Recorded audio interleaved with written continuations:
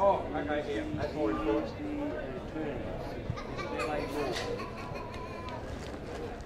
There's more tribunals than guys.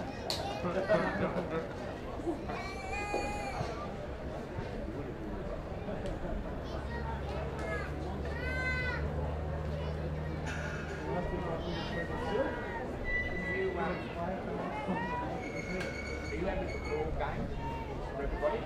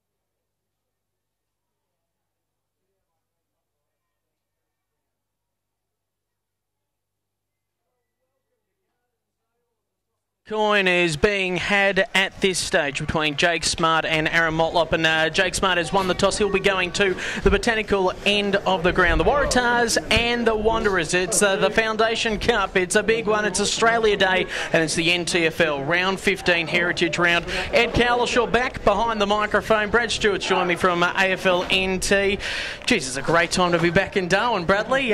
Humidity, hot temperatures, but one hell of a game coming our way. Welcome back to you too, Edo. It's fantastic to have you back behind the mic after a brief stint in probably hotter Melbourne or in Victoria. It was pretty. It is a dramatic different heat. It's just, you know, there's bushfires going on around us and everything like that. Everything's burning up, but at the same time, the humidity just gets gets you in the end, doesn't it? Yeah, but it is good back to be here to call some NTFL action.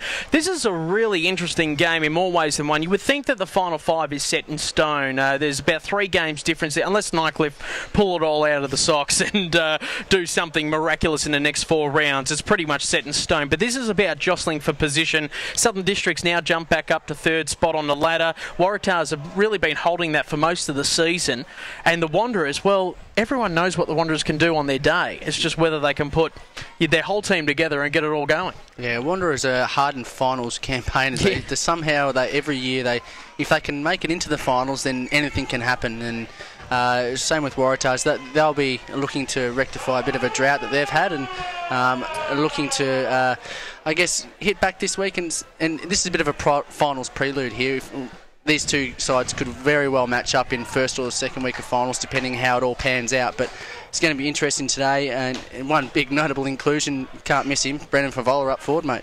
Yeah, look, and believe it or not, he looks like he's slimmed down just a little bit. Obviously, the winter season just around the corner for him down south, or whether he's going to play for Yarrawonga or not, that's a big question there for the Pigeons down there in Victoria. But nonetheless, we get things going. McCullum and Frail doing the ruck work there, trying to ease it out of trouble. There was Hanbury, and a fine mark is being taken there at centre half back, just trying to switch play they are now through Brugler. They go on to the outer side, the Waratahs, looking to get the first roll of the dice on the board today. Fine mark, brilliant mark, in fact, there by Saunders. Just stuck out the mittens and they stuck, which is great to see. He bombs it to true centre half forward, looking for options. The big man there and Grime is there, off for the back, heading in the Favola direction, but it's the Wanderers now that look to scoop the pool. Interesting matchup there with Brenton Motlop doing the job there on Brendan Favola as the ball's seen out of bounds. Yeah, Paul's gone with his son most weeks in taking that key forward, and I think in the last few weeks we've covered the Wanderers games, and he's done a fantastic job in nullifying the key forwards of the opposition. So big task today for him, but off to a good start. So tap down again. The Wanderers win this one out. Oh, Aaron Motlop might have just had his foot trodden on there. That'll be an interesting sign there. Just watch him intently as the ball goes onto the wing. Quick kick away there, that time by Mackenzie as it heads towards the scoreboard and trickles out of bounds. So Aaron Motlop just limping at the moment, probably just had his foot stood on. Yeah, and that's the crucial in and under player for Wanderers. The quick hands, quick give inside the forward, inside the ruck contest there. So he's a crucial player for Wanderers today. I heard some great news that he's signed for the Thunder this season. He's back on board with Thunder, and he's urging all other locals and other NTFL players that to get back inside the ochre, black and white. That's exactly right. More flags coming the way of the NT Thunder hopefully this coming season, as the Waratahs try to clear the ball underneath the scoreboard. Just a high over the top there from Nathan McLean, and it's seen over the boundary line again. So both teams just getting to know their whereabouts at Gardens Oval. It is, well, no rain has joined us as yet. It has been sprinkling in Stewart Park and some of the surrounding suburbs as yet, but nothing in the Larrakia area as such, as the ball's tapped down again there, that time by Grimer. It's tunnel ball action from both sides as they try and wax lyrical with it. The Waratahs tunnel ball it out again. Good work there by Mosquito in the thick and action. Tackle again. Umpire says holding the ball, and a free kick will be going to the Waratahs. So well earned there by the Tars in the red and white. Some heritage strips out there today, and the Wanderers looking very dashing as well with their Eagles lineup. So as the ball into the middle of the ground, long kick, but Shane Thompson all by himself dropped what he should have taken. Well, probably heard the footsteps of Fee-Fi Fo Favola, and away go the Tars into the middle of the ground, trying to find a kick away there from Edney. Pops it up, looking for some, well, just a space there is Saunders. He dribbles it off the ground, tries to find the target and seen over for a behind. So one behind on the board there to the Waratahs. Yeah, crucial mistake there from Shane Thompson. Just dropped his head at the final stage. He had probably a couple of metres before Favola was coming. So yeah, poor Motlop will just get out there, get his confidence going again, and lift his head and take the next one. Very unlike him as well, because he's a very skilled defender there, Thompson. So he'll get used to that. As Chris Dunn, Mr. Spreadable is what we call him in the NT Thunder. We call him a bearded burbler when he's lining out for the Wanderers, as he bombs it on long and just trying to get it out again. Diving on top of the ball. There might be in trouble. There is McCullum, but no, the umpire comes in front of the Hunter Harrison standard, will throw it up yet again. So one behind plays nothing. The ruck duel between McCullum and I'm not quite sure who his opposite number is here. Frail? Frail, is it? Yeah, Frail is going to be really crucial in the... McCullum has played some some ripping good games for Wanderers, and Frail's got to have his work cut out for him with the class of ruckman that Bobby McCallum is as Wanderers take on the outside today. As they link up brilliantly in the middle of the ground, Jared Erlinson takes a bounce, inside forward, 50, a lace-out kick, looking good off the boot, but there, geez, just tails out at the end, so it's all locked up at one behind a piece. And brilliant work there by Aaron Motlop and also David Cruz linking up in the middle of the ground. Yeah, Aaron Motlop getting the ball on the inside there, and that's where he's at his most dangerous, just using the players and using the run, and that's where Wanderers like to cut you up in inside play. And as the young fella kicking out has stood on the line, and umpire Collins has said, "I'll take it, son." Well, it's a ball up inside the 450 for the Wanderers. Interesting. Fast break footy could be on display today for the Waratahs if they do get past the Wanderers zone out of their kick-ins, because Favola's playing one out in pretty much the whole half of the ground. But nonetheless, they're in the goal square for the Wanderers. Tap down this time, trying to edge it out there. When spinning out of trouble there was Duncan Seddon, but it's the Wanderers through Nook Mansell, puts on the check side and just dribbles it over for a behind. So two behinds play one. It is tight and tough early in this first quarter of the Foundation Cup match. Heritage Round NTFL, round 15. So as we wait for the ball to be kicked in, Waratah's looking for options. Interesting looking set-up zone here from the Wanderers. It heads in the Shane Thorne direction. He's got his name written all over it. He punches it away in the end. Scooting onto the ball there is Rayson. He misses what he could have had. Ends up getting it again from his partner in crime there. And they try and get it out of trouble. Try and move it forward. Good work there by Thomas Motlop. Puts it into the space there of Chris Dunn. He overruns it. And the Waratahs clear. Trying to find the target, and they do so through James Ray. We know that he loves to go for a run. Chips it across. Trying to find the target. Saunders drops what he probably could have taken. Still got some options there. Grimer gets a hand out. Goes long into the true centre half forward direction. Brilliant hands there by the number 17 and Ali Bond. And they look to clear. He takes one bounce off the fast bowler's run up on the cricket pitch. He moves it along inside 50. Up goes Jerry. Doesn't get it to roll. And trying to kick it off the ground there is Cook. He does get it in the end there is Jerry. Wilson.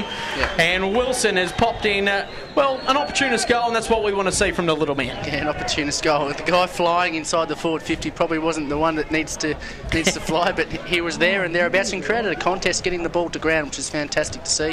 Adam Cook scrambling around there on the ground, but Jerry just keeping his feet in his awareness and kicking it off the ground. But it all started back here at centre half back. Aaron Motlop working both ways.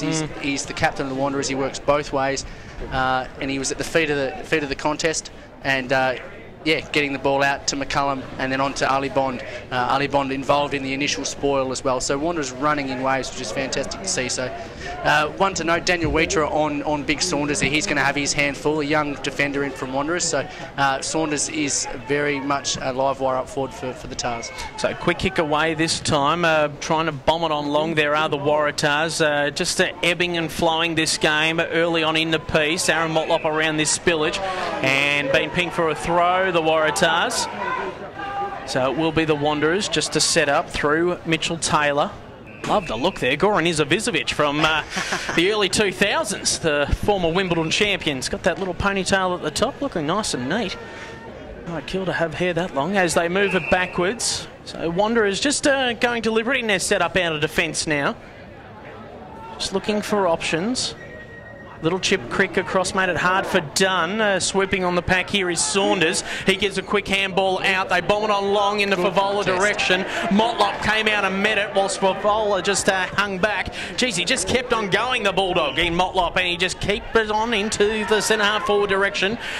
Through Dunn, across the middle of the ground. Oh, love to see these two link up in Thunder colours. Oh, Motlop taking off the ball. He gets a free kick for it. Smart play. So Aaron Motlop using his body well. Bombs it on long in the Cook direction. Goes high and flies hard. Creates a contest, but Wilson misses the spillage. And away go the Waratahs. Our defence. Duncan Seddon trying to wrap things up. Good work there by the Tars to try and create a passage of play. McCarthy's there, and he sees it over the boundary line with a bit of gusto.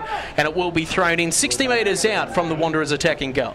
Yeah, Aaron Motlop just using his smarts there and not taking full possession of the ball. Just to note, the Wanderers Guernsey has been designed by a local Indigenous artist.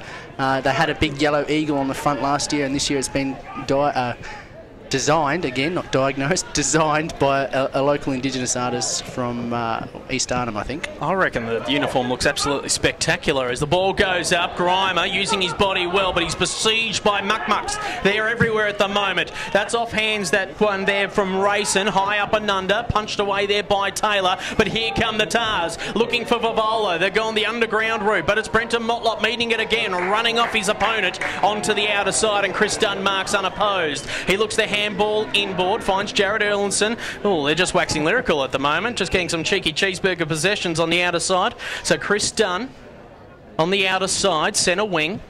Moves it along the scoreboard, heading in the Cook direction. Oh, used one mitten that time, tried to get it out. Brad Vassal's there as well. Not happy with it and being pinged. So the Waratahs this time, from true centre half back, go along the outer wing. Just misjudging the target there, looking for Wasley Black, but went over the top of him and Taylor takes the mark. Wasley Black, just another key inclusion for Waratahs on the AIS list this year, and he's a key player for the under-18 Thunder side. So look out for young Aaron. He's an absolute champion in the making. He's a big boy too. So as he moving on forward, the Wanderers. Good mark taken there by Duncan Seddon. Looking for options as the Waratahs sort of set up a mangled zone defence. Heading on long, using his body well, there was Thomas Motlop. Aaron Motlop's in attendance as well. Also trying to work his way through is Mackenzie. He's all wrapped up and the ball's just trickling out of bounds. No, kept in play brilliantly there by Nathan McLean. Goes along the scoreboard wing, but it's chipped off again by Duncan Seddon. A good mark, no. Taken, yes, by Chris Dunn. Bit high. Has been paid. The high hit. So Dunn goes long, again in the Cook direction. Wilson waits low. Didn't really go for anything there, Wilson. Now he's going to start working against his opposite number in Mosquito. Comes along the grandstand wing. So a good mark taken there by Grimer. Turns like a B double out of the East Wharf. Bombs it long, looking for Vavola. He's a little bit out of sorts. Motlop all over the place at the moment, which is good to see. Saunders, nearly did a rugby tackle there. That time was Taylor, but it's the Muck-Mucks who just go backwards. I don't know if they're going for goal or not, but Shane Thompson this time marks it and will settle things down. So the Waratahs forward line a little bit disorganised at the moment. They'll sort it out eventually. Oh, good work, good pressure again. Saunders going in hard, putting his body over the line. Seddon, I think he's feeling that hit there from Saunders. Geez, tunnel ball action again. They're going backwards, they go forwards. Here comes Taylor. He switches play out towards the Tiger Brennan grandstand and his interchange bench. Now they slow things up. The Wanderers just mucking around with it at the moment, and now they've lost it. Timmy Mosquito, we know what he can do from here. It's all class. He bombs it long. Who's there to fly for the Tars? No one in particular. Taylor taps it out, trying to work out the Waratahs, and they lose a handle on things, and they'll clear through Chris Dunn, the Wanderers, out of defence. So Dunn looking for options. He's been everywhere so far. Great smother. And the Waratahs are holding play up. So from Frail there. They had their chances in front of goal. There's no doubt about that. The Tars, they've just got to, I don't know, just settle it down a little bit. Yeah, another key matchup there for the Wanderers they need to watch is Timmy Mosquito. Whether Paul Motlop needs to put on a defensive half forward onto him or not, I'm not quite sure how they manage that. But Timmy Mosquito is one of those players for the Tars that sets up a lot of play across that half back and it really attacks hard. And another also key matchup at the full forward line is big Adam Cook on Joshy Chaplin. Well, Josh Chaplin, I mean, he fell out of favour with the Thunder coaching staff at the end of last year, heading into finals. It'd be great to see him get into some form because we know what he was like before. He had his knee reconstruction there for the Thunder, and it's great to see him back out there for the Waratahs. Having an okay season down back as Chris Dunn bombs it on long, looking for a target. Going hard and high was Cook. Did he claim the mark? He says he has. The umpire says no. And Mark Noonan will ball it up. Yeah, he's claimed the mark there. He's come from about 5 rows back to get that one. So as Grimer taps it on down, away go the Tars again, starting to settle things down through Nathan McLean on the outer side, looking for options. Saunders just over the top of his head. Mitchell Taylor grabs it. Jared Erlinson in support of him. Now into the middle of the ground again, punching away there. That time was the big man in Brugler. And, well, they're just sort of losing a handle on things at the moment, looking for their little men to dig in deep at the moment. Lincoln Withers has been quiet so far. We know what he can do in the middle of the ground as well. Yeah, quite Lincoln Withers, but yeah, he's that in and under type. You don't really see a lot of him, but he's just in and under. And there he is. We're going to talk more about Lincoln. He might get the ball more. There he goes. As O'Sullivan has the ball on the outer side as well. Loses the handle on it and been pinged for holding the ball. John Jackson. So Johnny Jackson for the Wanderers on the outer side, looking for options. Heat's starting to play a part already in this game. As time starts to run down, Chris Dunn laying the tackle there, starting to link up now, running through there. That time was Saunders again onto the outer side and asked the question. And it will be thrown in. So directly opposite the Hunter Harrison Grandstand where we're broadcasting from today on Beat Bad Energy AFLNTv. Great to have your company, Ed Calishaw and Brad Stewart, with you this afternoon. As Duncan said, to lose a handle on things. The big man in Grimer tries to barrel it on forwards. It's smothered off hands. And a free kick going away of the Tars. So Lincoln Withers damaging with the ball, looking for leads, bit of space at centre half forward, and that's the way he goes. And a good strong mark has been taken there by Todd Grimer. So the big ruckman working hard. He bombs along in the Favola direction. What will Fev do on this one? Thompson goes back. Interfered with the play? No, he plays on, says the umpire, and the Wanderers again will clear onto the outer side. So really good work there by Motlop and also Thompson to create an attacking momentum out of defence as they go backwards and laterally to get out. Ping for holding the ball there is, well, Ali Bond. Just needed to hold the ball up there, but just on that defensive effort there from Brenton Motlop and Shane Thompson, they didn't go body on body with Motlop, with Favola. You can't go body on body with the guy with the brute strength that he has. So yeah, they stood off him and ran into him and punched, and yeah, it seemed to work. So Kyle Press, lovely long kick off the boot. Oh, that's a brilliant start for the Waratahs. It's exactly what they needed.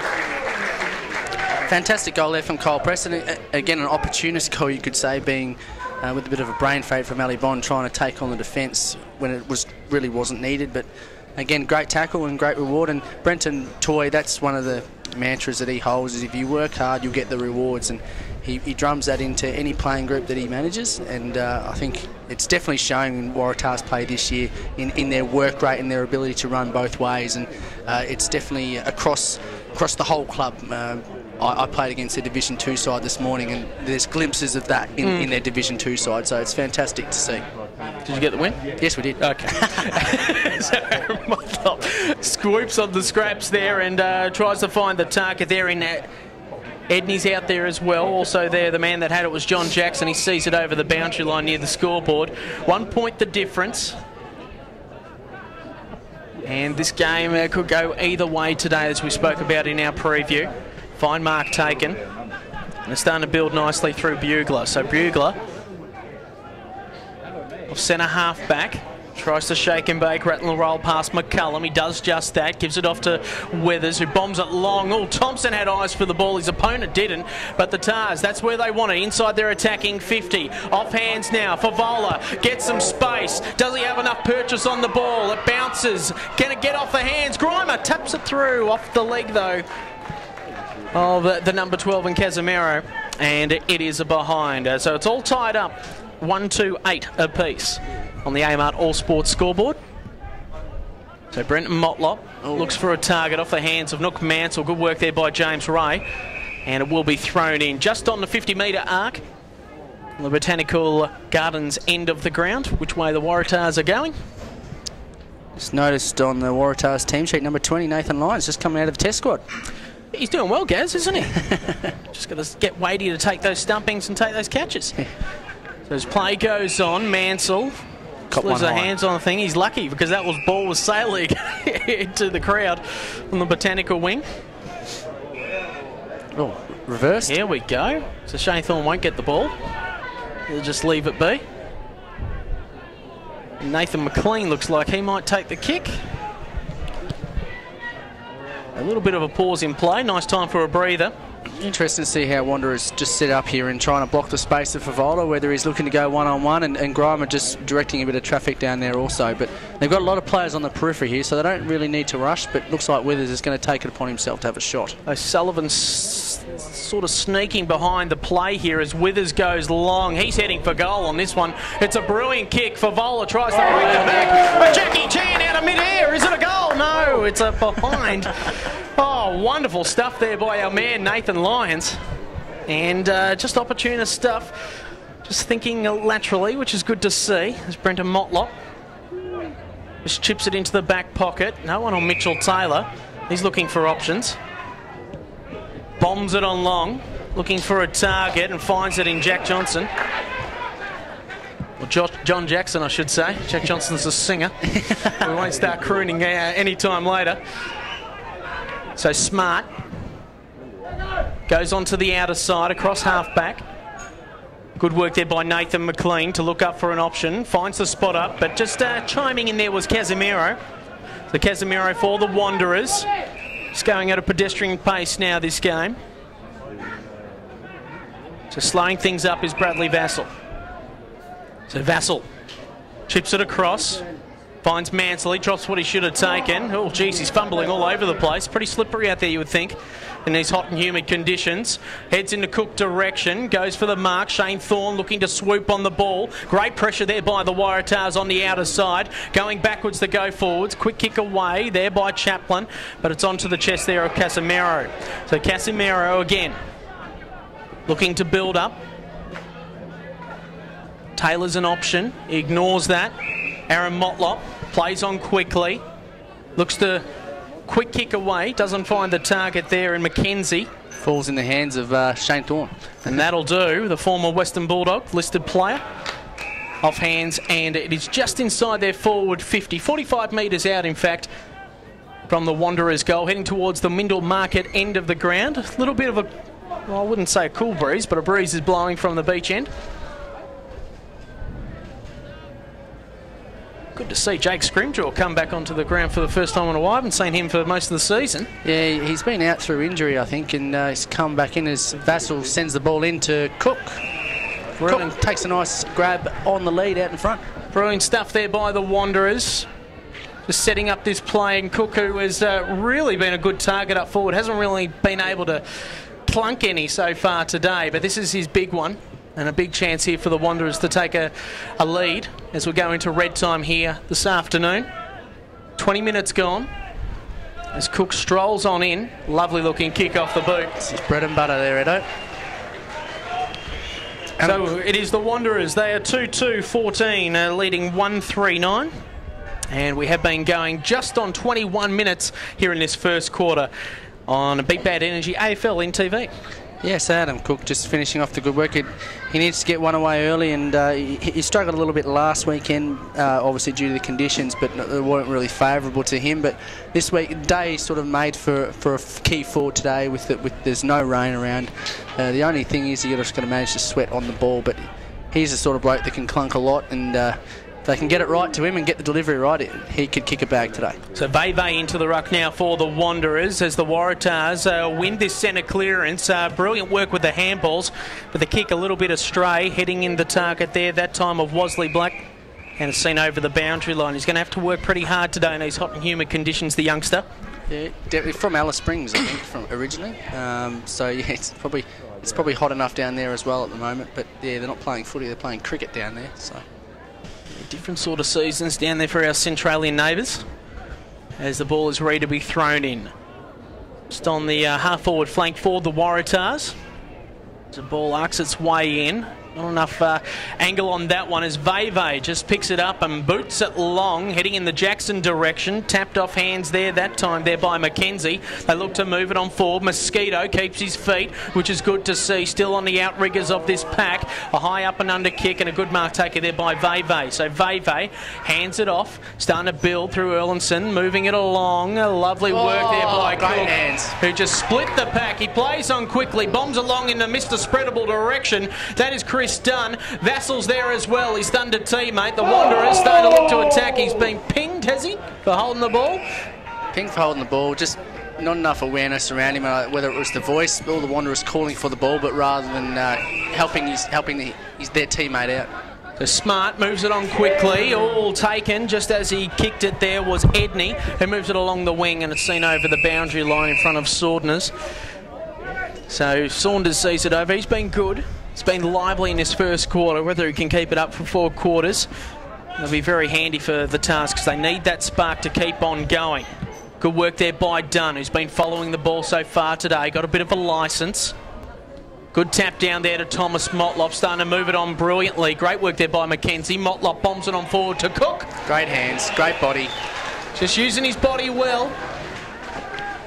And all of a sudden he's starting to come into the play. So he's lining up for number 2 today, Cook. Yeah, just using his body there, just protecting the drop of the ball, just the initial contact on Josh Chaplin, and just creating that little bit of separation so he can protect the drop of the ball and just take a nice, easy mark. So Cook comes in. Shanked it. Oh, does he get the spin back? No, he doesn't. So it's 2-3-15 to 1-3-9. 23 minutes gone in this first quarter on the Amart All Sports scoreboard on Beat Bad Energy, AFLNTv. It's all about solar power. Think about it. Jerry Cunningham and Timmy Mosquito, what a battle that's going to be. I think Paul Motlop's just gone, I'm going to fight fire with fire, and Jerry Cunningham's going to make Timmy Mosquito work, and likewise the other way. So it's going to be an interesting duel between the two little pocket dynamos. So as he goes laterally there, Mosquito into the back pocket, finds Smart. James Ray trying to offer him something. Instead he goes a little bit longer, heading in the Grimer direction. Great work there by Shane Thorne. Plays on. Oh, he loves a goal. Shane Thorne plays on quickly. Off the boot, looks good, but only for a behind. Yeah, Shane Thorne will be disappointed with that. He usually finishes off quite well, but yeah, just kicking around the corner and unfortunately missing to the far side. But yeah, Wanderers really need to capitalise on these options moving forward. An excitable, feisty player is Shane Thorne. So Smart chips it out of defence and finds Erlinson. So Erlinson is marked on the forward 50. Just can't get past the zone at the moment. And Mr. Spreadable in the right place at the right time. Chris Dunn sporting a very handy beard. I saw him at the Mitchell Centre yesterday, actually, and I said, when are you going to get a cut? Oh, maybe before the Thunder season, he said. Yeah, well, Chris Dunn and his beard, we've been calling him in the last few weeks. I tell you what, it is just unbelievable the way that he's going. We've got the leukemia shave for cure at the NTFL Grand Final, so I'm hitting him up for that one. That's not a bad idea. Interesting to see what Barber's going to line up for it as well. Might find a possum in it. As Dunn sprays the kick as well. That's unlike him as well. And that's on the siren, so they've had real 3 opportunities to put a little bit of scoreboard pressure on the Waratahs. In the end, it's 2-5-17 to 1-3-9. Wanderers had a lot of opportunities there late in that quarter, but now it is all up to the Waratahs to get back into mode. That is quarter time here in round 15. It's Heritage Round. The Foundation Cup is up for grabs for these 2 original clubs of the NTFL.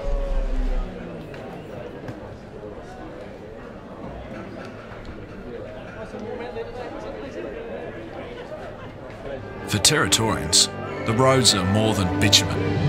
They connect us. For TIO, it's the same. For taking us on safe journeys, for travelling free, for twists and turns, for turning the corner, for taking you back to health. Road safety for Territorians.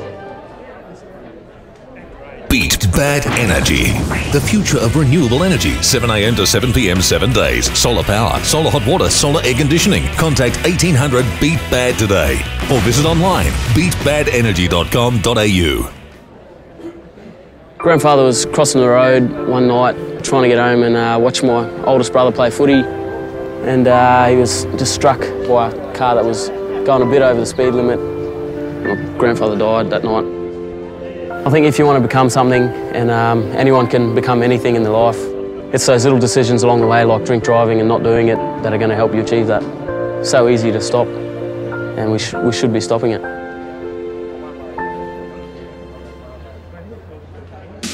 Kennards makes your job easy. Kennards make it even easier for you by having a huge selection of the latest equipment. And if you're hiring multiple items, or for multiple days, or just need flexible return times, talk to us. We're happy to work out a deal for you. And if you're using a bit of gear for the first time, ask the guys in store or get on our website and watch our how-to videos. We're here to help. Kennards makes your job easy. That looks great. I think I should buy it. Yeah, I think you should too. Are you just going to AJ's party? Or are you going to get there, Sarah? I'll go with Ange. We can get ready together. You look gorgeous. Thanks, Mum. Another sister, girlfriend, daughter dead because this girl was speeding. Kennards makes your job easy. Kennards make it even easier for you by having a huge selection of the latest equipment. And if you're hiring multiple items, or for multiple days, or just need flexible return times, talk to us. We're happy to work out a deal for you. And if you're using a bit of gear for the first time, ask the guys in store or get on our website and watch our how-to videos. We're here to help. Kennards makes your job easy. Beat Bad Energy. The future of renewable energy. 7 a.m. to 7 p.m. 7 days. Solar power, solar hot water, solar air conditioning. Contact 1800 Beat Bad today or visit online beatbadenergy.com.au. After a hard day's work, you deserve it.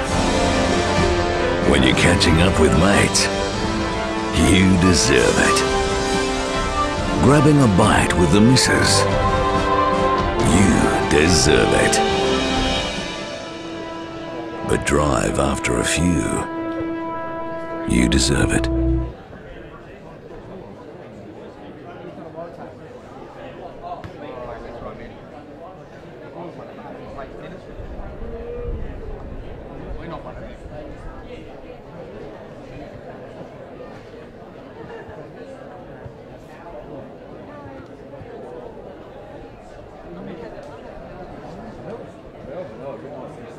I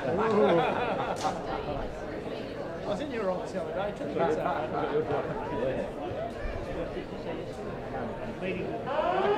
Are you agree with it?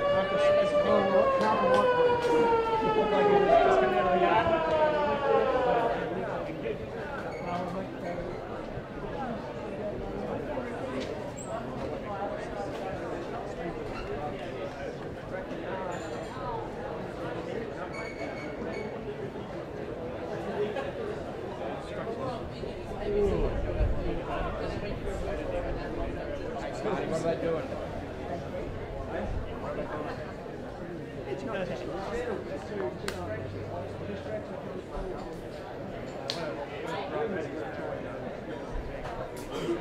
Only early. So you woke up all right?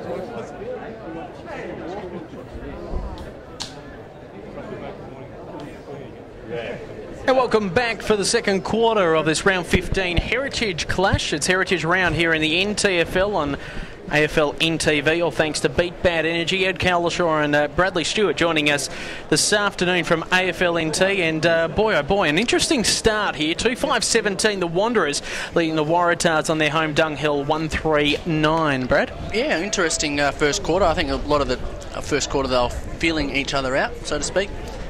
Goal kickers, just to recap them, Wanderers, Jerry Wilson, one apiece to Cook and Jerry Wilson, one apiece, and also Kyle Press after a great chase and tackle, one for the Waratahs. So play gets underway there as Motlop is just sharked off the ball there that time. They're waxing lyrical again, both teams. Withers in there in the thick of the action. Nook Mansell under pressure from Withers. He puts his head over the ball, doesn't get the free kick for his troubles. Great work there by the Tars. I reckon they've been steeled by a bit of a spray there from Brenton Toy. And they're going in hard. Febb's woken up as well from his slumber, the big giant that he is. Saunders under pressure, trying to get it back out to Favola. Saunders goes in again. Now Nook Mansell has recovered from his hit. He chips it away, but it's only as far as the Tars as they go back from whence they came.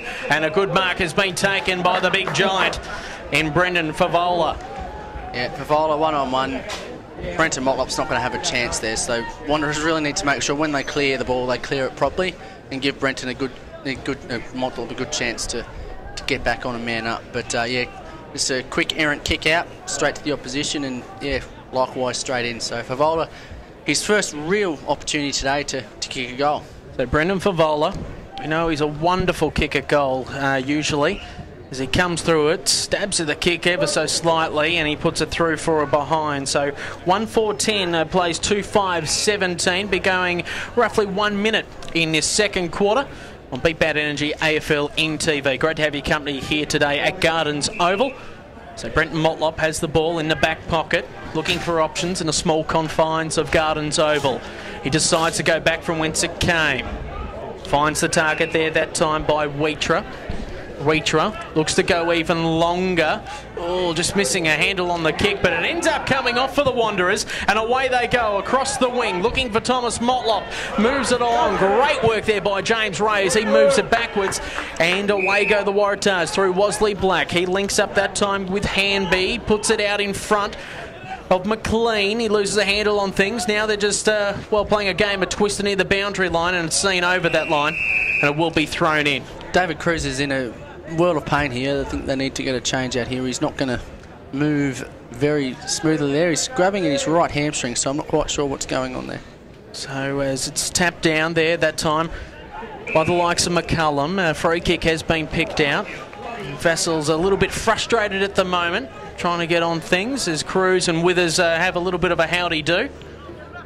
He is limping away gingerly, Cruz, as Withers stabs at the kick, looks for his mate in Favola, but getting in way of the hole there was Thompson, and a free kick going his way for a head-high hit from Brendan. Fantastic work there from Thompson. He made that crucial error in the first half, there, first quarter, and that time, as Favola's just losing his head, that's just silly and uncalled for.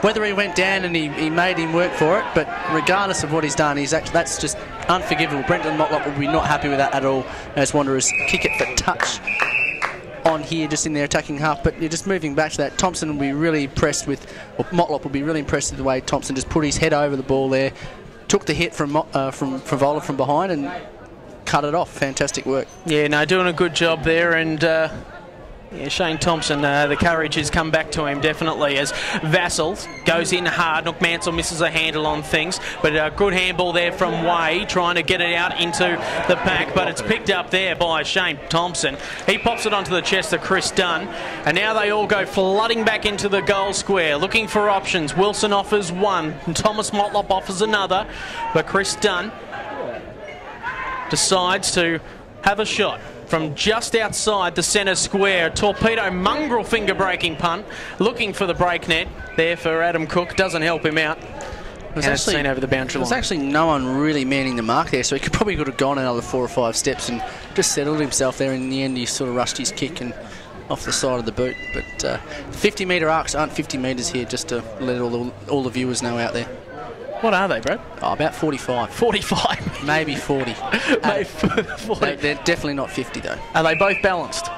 Oh, balanced they are. Yes. They're both the same, but yeah, definitely not 50 metres. I can give you the tip. There's the Waratahs. Look for options. Press. Oh, geez. Probably saw a lead heading to the beer line outside the boundary, and tried to honour that lead. And maybe place an order for 2. Coming out of the sports club. So Bradley Vassal, 60 metres out from goal for the Wanderers. Goes to Scrimgeour. So Scrimgeour looking for options. Great to see him back in the blue and gold. Puts it high up in the area, but no one really there except Waratah colours. A big fly there that time from Brugler. Moves it on long. Saunders there, trying to do-si-do there with Casimiro, and away goes Ray. So James Ray onto the outer side, bombs it on long, looking for volley, ended up in his hands. Oh, he shakes one, got a little bit of space from Thompson, bombs it on long. Can he get there in time? He can't in Wesley Black, and it's seen over for a boundary line. So they're peppering at the moment, the Waratahs. Yeah, both sides peppering, but yeah, it's going to crack for one team here. They're either going to kick a few in a flurry, or it's going to continue on the way it is. But yeah, both sides will be eager to start converting their chances. Heading in the Thorn direction. A good work there by Nathan McLean to create a contest, and a seen over the boundary line right on the 50-metre arc. 1-5-11 the Waratahs trail the Wanderers 2-5-17. Who are yet to score so far in this quarter. A good kick there by Ray. Bombs it on long again, and another behind. So 1-6-12. Plays 2-5-17. 1 point at a time here this afternoon at Gardens Oval. In the Foundation Cup clash between these two sides. Australian Day tradition. We hope you're enjoying the coverage wherever you are around at the Cosmos at the moment. There's a little bit of a shepherding out from the mark has gone the way of the Waratahs. So Brugler from true centre half forward. Lovely long kick, heading in the direction of Grimer. He's got to work the big man. Ends up trapping it and just flicked it around his back. Surely ping for a throw. And it is so. Bit of Harlem Globetrotter sort of stuff there. Yeah, the old flick pass. So Nook Mansell looking for options. Long booming kick, brilliant looking kick, heading in the Motlop direction. He might end up with it. He does so. Read the ball brilliantly. Looks for the target. Wilson has the ball now. So he's on centre wing on the outer side along the Botanical Gardens. Finds the target in Cook. Oh, they've moved it brilliantly. Thompson has to wait for it. He ends up with it again. Hand passes over the top. Finds Wilson. He puts it on his right. Snaps across his body. And great defensive work on the last line of defence there by the Waratahs. Brilliant stuff indeed there by McPherson. And it's through for a behind. Yeah, fantastic. Well, just an update on the score from TIO Stadium. St Mary's 21-11, 137. Defeated Darwin Buffaloes 8-10-58. It was a tight contest leading up to half-time, I think, from what I can gather. And St Mary's obviously just run away with too much strength, experience and power. Team to beat so far in the NTFL this season as Wolseley Black has marked. Thinks about taking a bounce. Good shepherd there by the Tars teammate. Just dribbles it on into Favola. He wouldn't have liked the way that that ball came his way. Good work there by Brenton Motlop. Tough as nails, and he's been pinged for holding the ball. Yeah, he got one arm pinged there, and he's tried to smash it out, and looks like he's hurt a shoulder or something. His right shoulder or arm or something along those lines. Yep, right shoulder by the looks of things. He has a history of shoulder problems, Brenton, unfortunately, and he has been doing a good job on Favola regardless, so they'll be looking to get him back out there. So Saunders, this time through the big sticks. The Waratahs fans are happy, and so are the Tangerines. A great goal there for the Waratahs, and Saunders gets his first for the day as well. So it moves along to 2-6-18 to 2-6-18. Yeah, all squared up here at Gardens Oval. I was about to say TIO Stadium, far from it. The heartland of the football world in the Northern Territory, Gardens Oval. A lot of famous matches have been played here over the years and a lot of foundation cups. It's a long-standing tradition between these two clubs and old rivals stemming back 100 years. So fantastic to see these two clubs duking it out for the Foundation Cup. Another interesting aspect here today is generally you'd expect a shootout at this ground because the ball can ping-pong its way around, but it's tight and tough. 2-6-18 apiece as the ball trickles along the boundary line. Oh, Jerry Wilson, brilliant, tries to keep it in play, and it's seen over the boundary line, well, 55 metres out from goal. As we've reaffirmed that they're not 50-metre arcs, they're 45-metre arcs, or maybe 43.5-metre arcs. I haven't got the tape measure out there, but if I can kick it, anybody can kick it. Okay, fair enough. As the ball's thrown in, Veve doing the ruck work that time with Nicholas, trying to get it out. Hands and knees sort of stuff here for the Waratahs. Here comes Rayson. He kicks it long, looking for Grimer. Oh, that's cheeky stuff there by the Tars. Saunders looks to lay it off, and he does just that. Brilliant work there by the Waratahs, and fantastic little give-and-go handball there by the big man in Grimer. And Kyle Press will be lining up to become the first multiple goal scorer for the day. Yeah, Kyle Press, unlikely multiple goal scorer, but a multiple goal scorer on the less if he kicks it. So Press comes in, stabs at the kick. It's a good-looking kick. Play him at full forward, Toy. Because he is the man doing the job, Brent. Exactly right, but it stems back to the break in play and the stoppage that Waratahs had here deep in their defensive half. And it was fantastic to see that them spread and break quickly from the contest. Brenton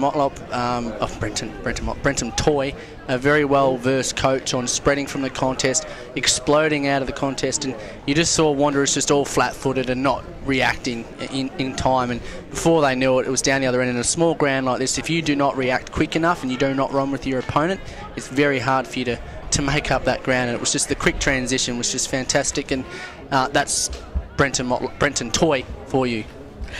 Just waiting for the dams to break pretty much here at Gardens Oval. Into the middle of the ground now is Chris Dunn as he bombs it on along to true centre half forward. Smart tries to make the reply back into the middle of the ground. Losing a handle on things was Lyons. Hands and knees sort of stuff there by Nook Mansell. Oh, he's rolled around with it. Might be holding the ball. No, the ball's popped out. Lucky there for Nook. Withers, hand passes away. Oh, loses a hand on it. There was Jackson. Under pressure, ducking his head there was the Waratahs player. They're in a bit of bite. There goes Nook Mansell again. He put his head over the ball. James Ray's there as well. Smart. Lincoln Withers using his pectoral muscles to deal with the instigation. Great hand. Away they go. Chris Dunn from right on 45. Oh, he needs a lovely bounce. Doesn't get it. And it's through for a behind. Yeah, Dunn had a couple of options inside, but great hard in and under footy from both sides there. It was all, and I think it was fantastic from the umpires, just letting it go. Umpire Collins was ready to blow the whistle there, but it was just fantastic to see them both running hard. Free kick is going to be coming back. Oh, what's going on in there? Must have been a holding free kick or something. Not quite sure. Your guess is as good as mine, Ed. Yeah, that's exactly right. And you would think a holding sort of play was being held, and so Cook will come back and he'll make himself a multiple goal kicker for the day. So instead they go to 3-6-24 and tie the game back up. So really good stuff there by the Wanderers, just with their attacking play. But as you said, the umpires let it go, and that's important as well sometimes in footy, just to let the boys get on with the job. I think a good game of football is when you don't notice the umpires, and if the umpires can just let the play go and just put the whistle in the back pocket, obviously pay the free kicks that are there, but it's fantastic just to let the play go. A lot of the guys were ducking their heads and putting their head under and trying to get a free kick for high contact. Great to see them just saying, no, you put ducking your head and play on. Let the boys play. Let the boys play, Edo. 3-6-24. Got EJ Witten sitting next to me here. Hit the boundary line. As the ball plays on quickly. A good work there by the Tars. They're starting to win the centre clearance, which is important. Saunders is going to be the first to this ball as he attacks it with gusto. It's the only way he knows how. Little chip kick finds the target, and jumping in front of the big man there was Nathan McLean. Grimer, well, had it all wrapped up pretty much. It's like a second slipper jumping in front of a first slipper. It's very annoying. Good work there by the Wanderers, just spinning and dining. Dunn loses a handle on things.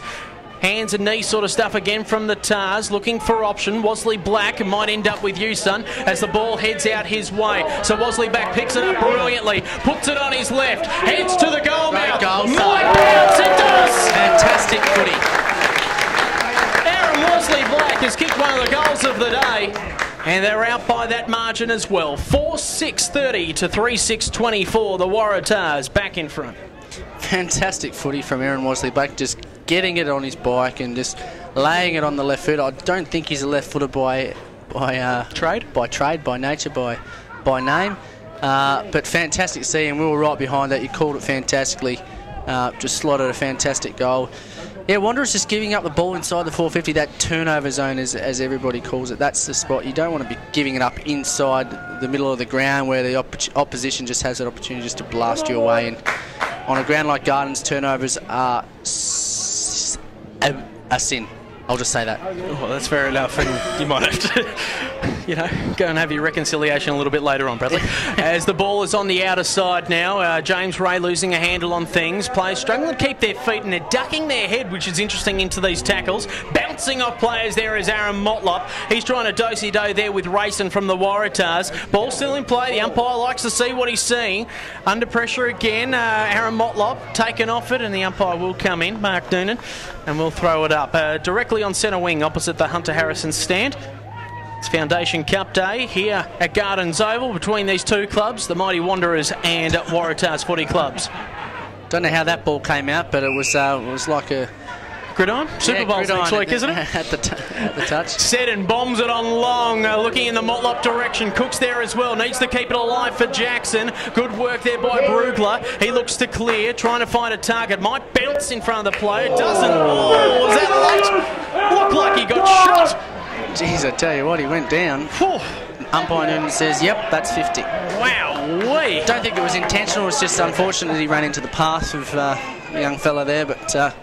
it's Shane Thorne that... Adam McKenzie. Adam McKenzie that laid the hit, was it? Yeah, definitely there was no malice in it. It was just wrong place, wrong time, unfortunately. So they play on quickly here, the Tars. Lovely long kick to the goal square, looking for the feather and go!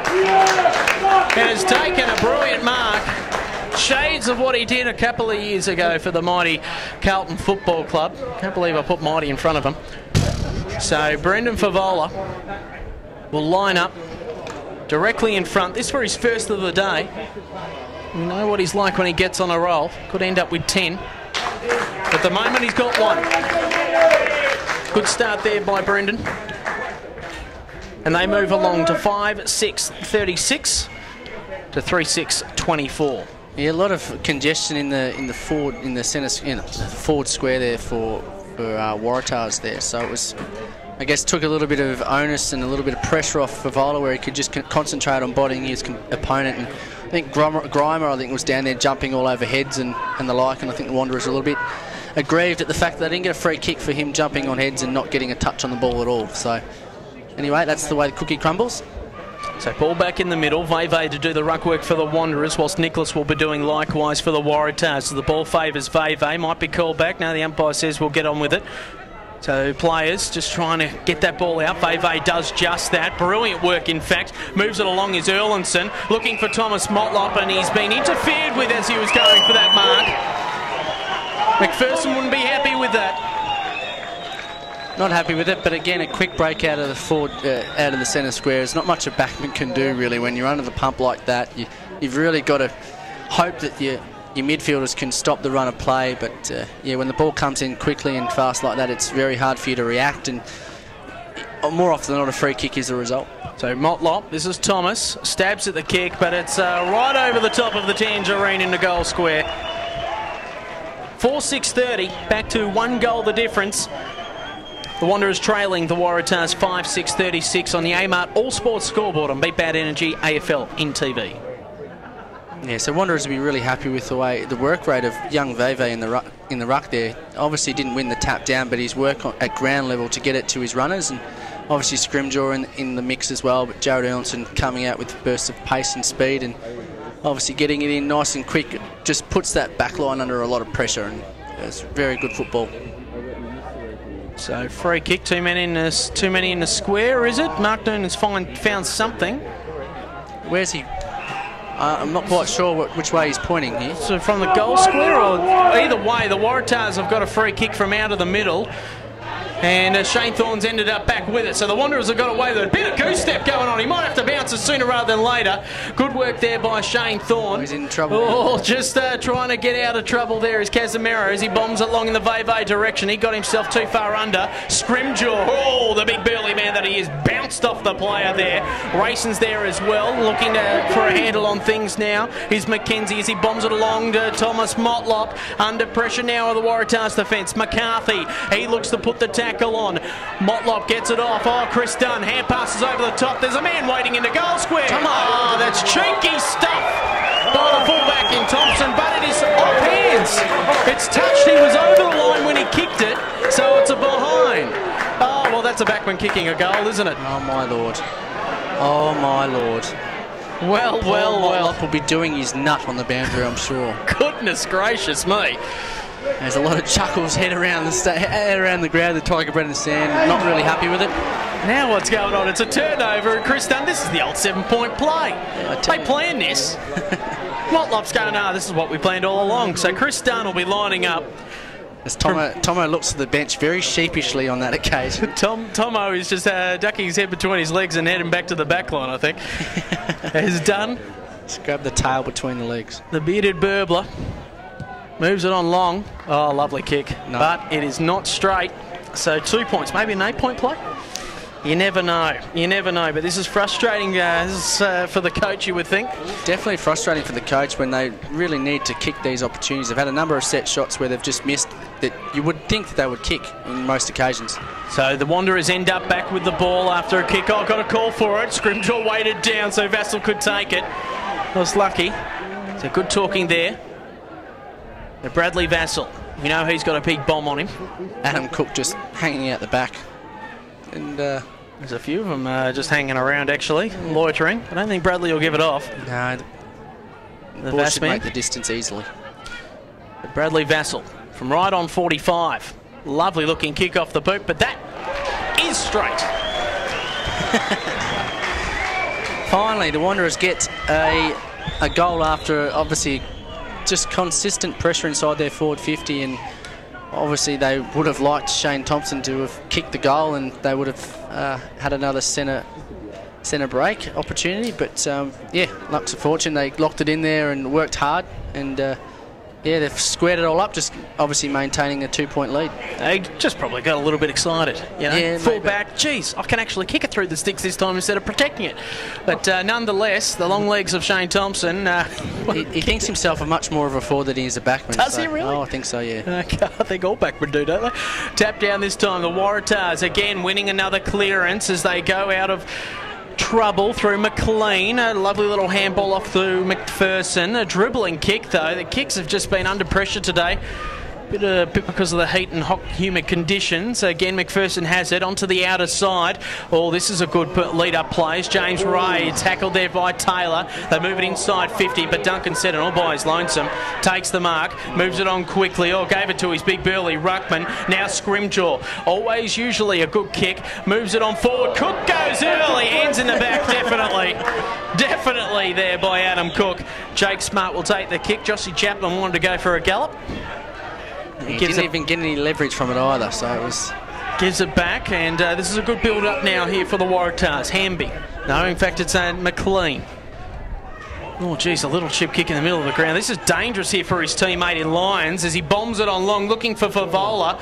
Also, just tapping it out in front of him is Grimer, trying to keep his feet there in the end. But Brenton Motlop doing a great stoic work in defence. Just getting it out. Now Wasley Black, who kicked one of the goals a day earlier, has just chipped it across. And Erlinson has it, so Erlinson just chips it across to Vassell. Vassell going laterally. Oh, geez, has to make Taylor work. Might lose a handle on things here. Twisting and turning his way out of trouble. Doesn't have the ball. Yeah, smart play there from Mitchell. He knew he was in a bit of trouble. Whether he planned it or not, I'm not quite sure. But, yeah, smart play. Handballing it down. So Jackson just looking to hold things up. Got a few options on display. Just got to be precise with the kick.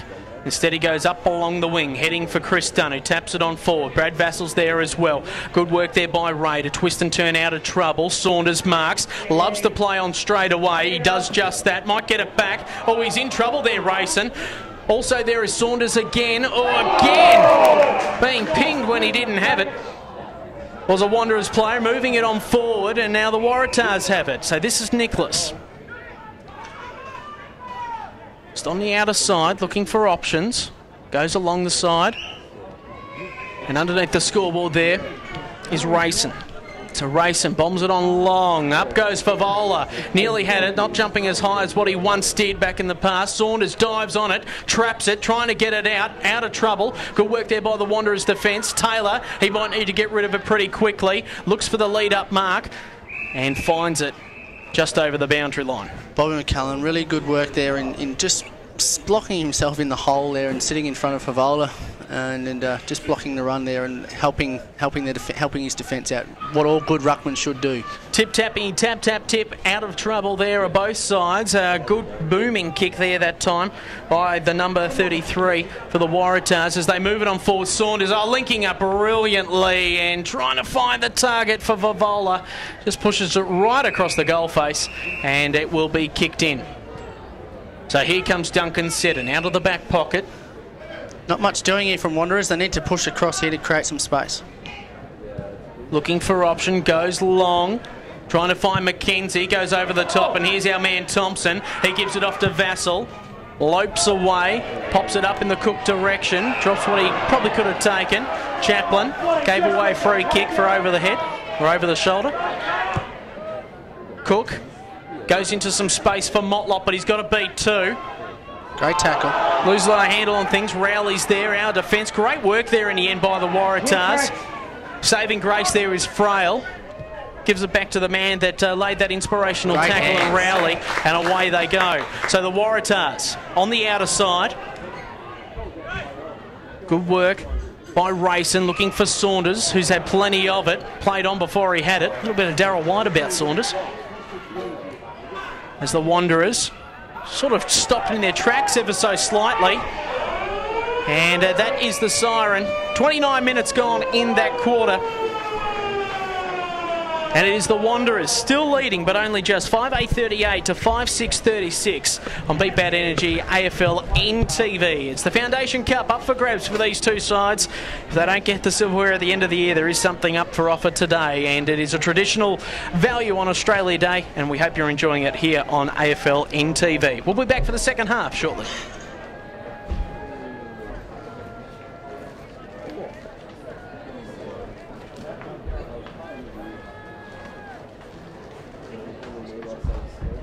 For Territorians, the roads are more than bitumen.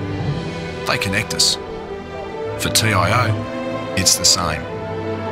For taking us on safe journeys, for travelling free, for twists and turns, for turning the corner, for taking you back to health. Road safety for Territorians. Beat Bad Energy, the future of renewable energy. 7 a.m. to 7 p.m. 7 days. Solar power, solar hot water, solar air conditioning. Contact 1800 Beat Bad today or visit online beatbadenergy.com.au. Yeah, my dad was in the passenger seat, and obviously his mate was drink driving, and they had a crash and killed my dad. So it's not a good feeling. I think people just need to learn not to drink and drive. Obviously, yeah, educate young kids as well not to drink and drive. If you're going to drink, yeah, have a mate there that's always sober, and keep your mates safe and keep your family and friends safe.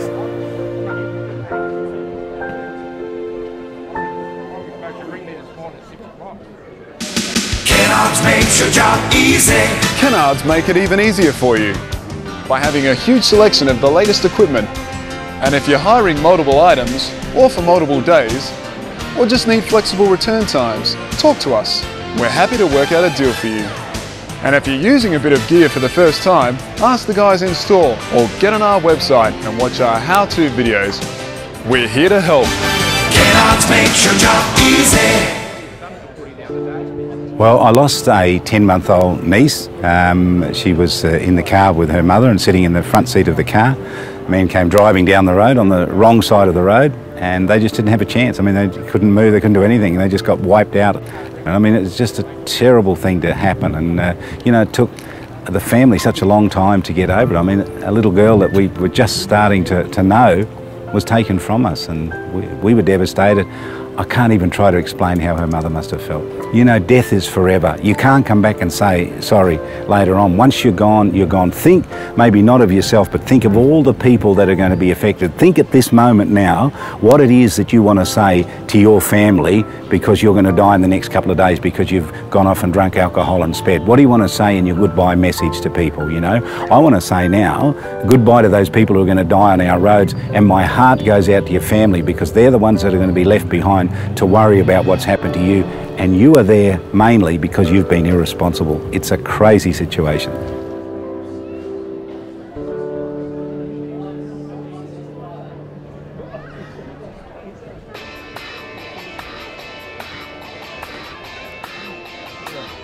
I'm joined here with Richard Harding, the CEO of TIO. Richard, it was a really important message that you delivered today about road safety, one in particular that affects a lot of young people in our community today.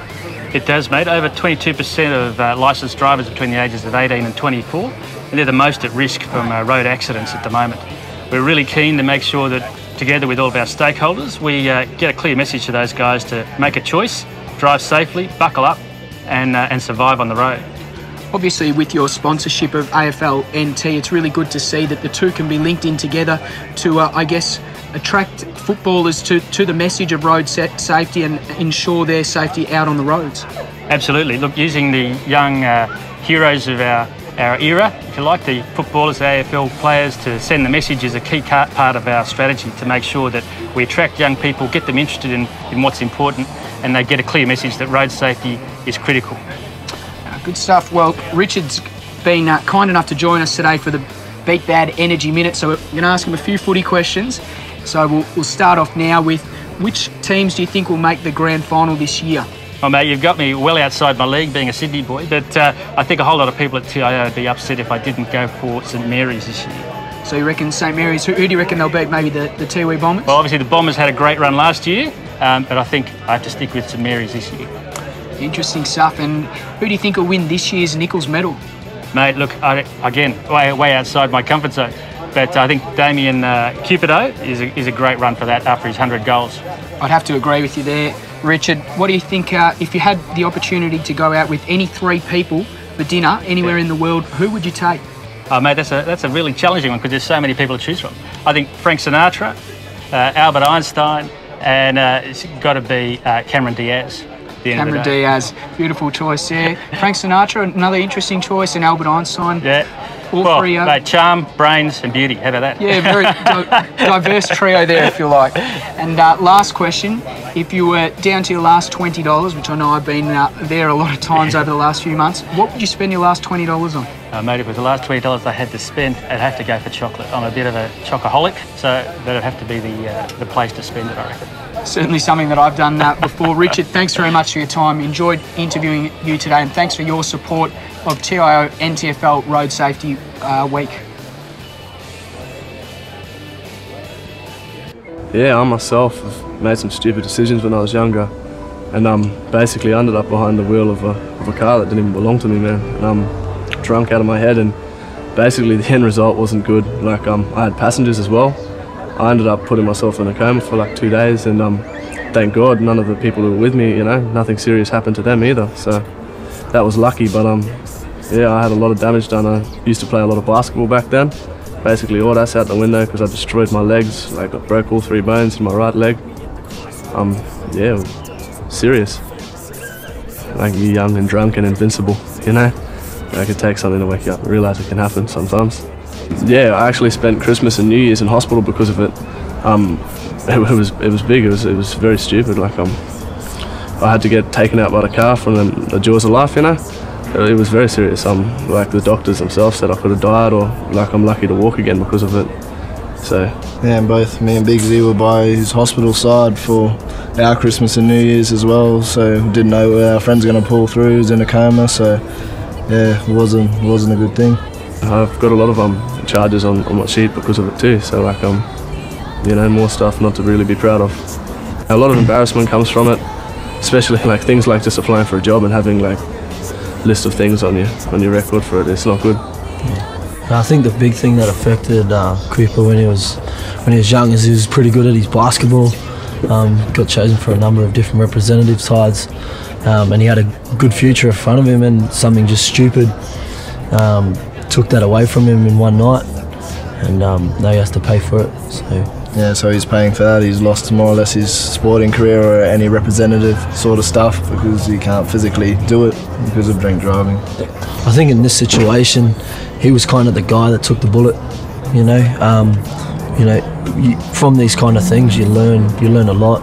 If you've lost a mate, if you've ever lost a mate, to drink driving, it's kind of affects you a lot, and you learn from it and walk away. I think this is probably the best thing is getting out and spreading the word about drink driving, because like I've had to go through numerous amounts of mates lost to drink driving, and for Creeper just to make it through is a miracle in a sense, because he's learnt a lesson and we've taken something positive out of it, and hopefully by doing this we spread the word.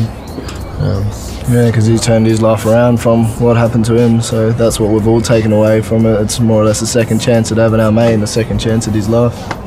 Yeah, no, I am lucky, but you think you're invincible, man. Like, you get a false drinking makes you think things that aren't really true, and then especially when you're young. Like, just speaking from my perspective, I'm sure there's old people who are doing it too, but when you're young, you're not invincible, and you never are. Like, you can always get hurt or hurt someone else, and I got away lucky, and there's plenty of people who weren't so lucky. It's the best game I've seen you play for a long, long time. I'm proud of you. Number 9, I'm gonna wear number 9 when I play A grade 2. Jono, you better get going. You'll be late for training. Oh, okay, see you, boss. You're hard, young fella. Let's do this for Jono! Another grandson, brother, workmate dead because he wasn't wearing a seatbelt. Kennards makes your job easy. Kennards make it even easier for you by having a huge selection of the latest equipment. And if you're hiring multiple items, or for multiple days, or just need flexible return times, talk to us. We're happy to work out a deal for you. And if you're using a bit of gear for the first time, ask the guys in store or get on our website and watch our how-to videos. We're here to help. Canards makes your job easy. Beat Bad Energy. The future of renewable energy. 7 a.m. to 7 p.m. 7 days. Solar power, solar hot water, solar air conditioning. Contact 1800 Beat Bad today or visit online beatbadenergy.com.au. After a hard day's work, you deserve it. When you're catching up with mates, you deserve it. Grabbing a bite with the missus, you deserve it. But drive after a few, you deserve it.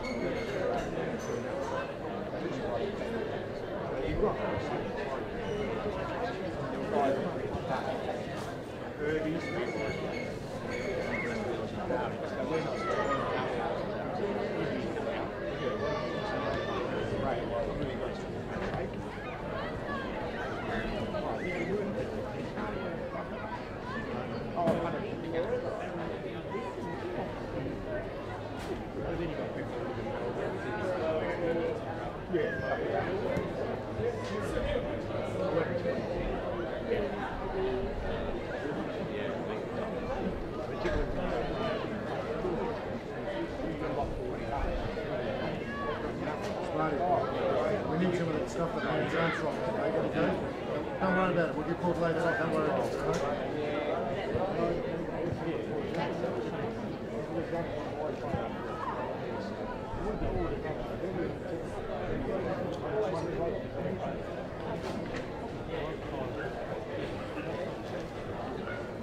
That sounds like an exaggeration.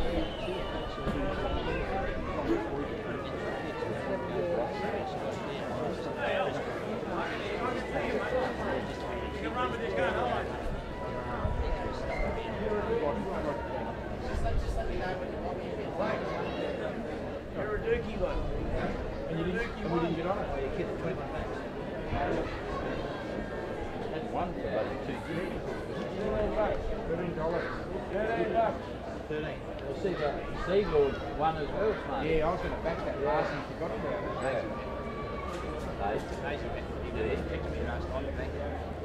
Yeah, but did he back in the full show? And then he didn't get up. He's got one on this morning. He's got $5 or something this morning. Win. It's going to be by $21 or something.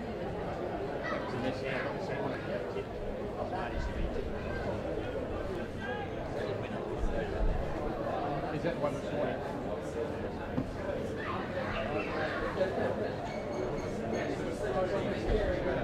Well, no, I deleted it because it didn't go.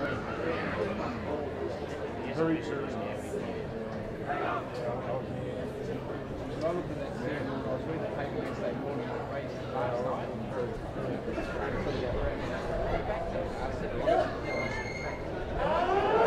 And I forgot to back it.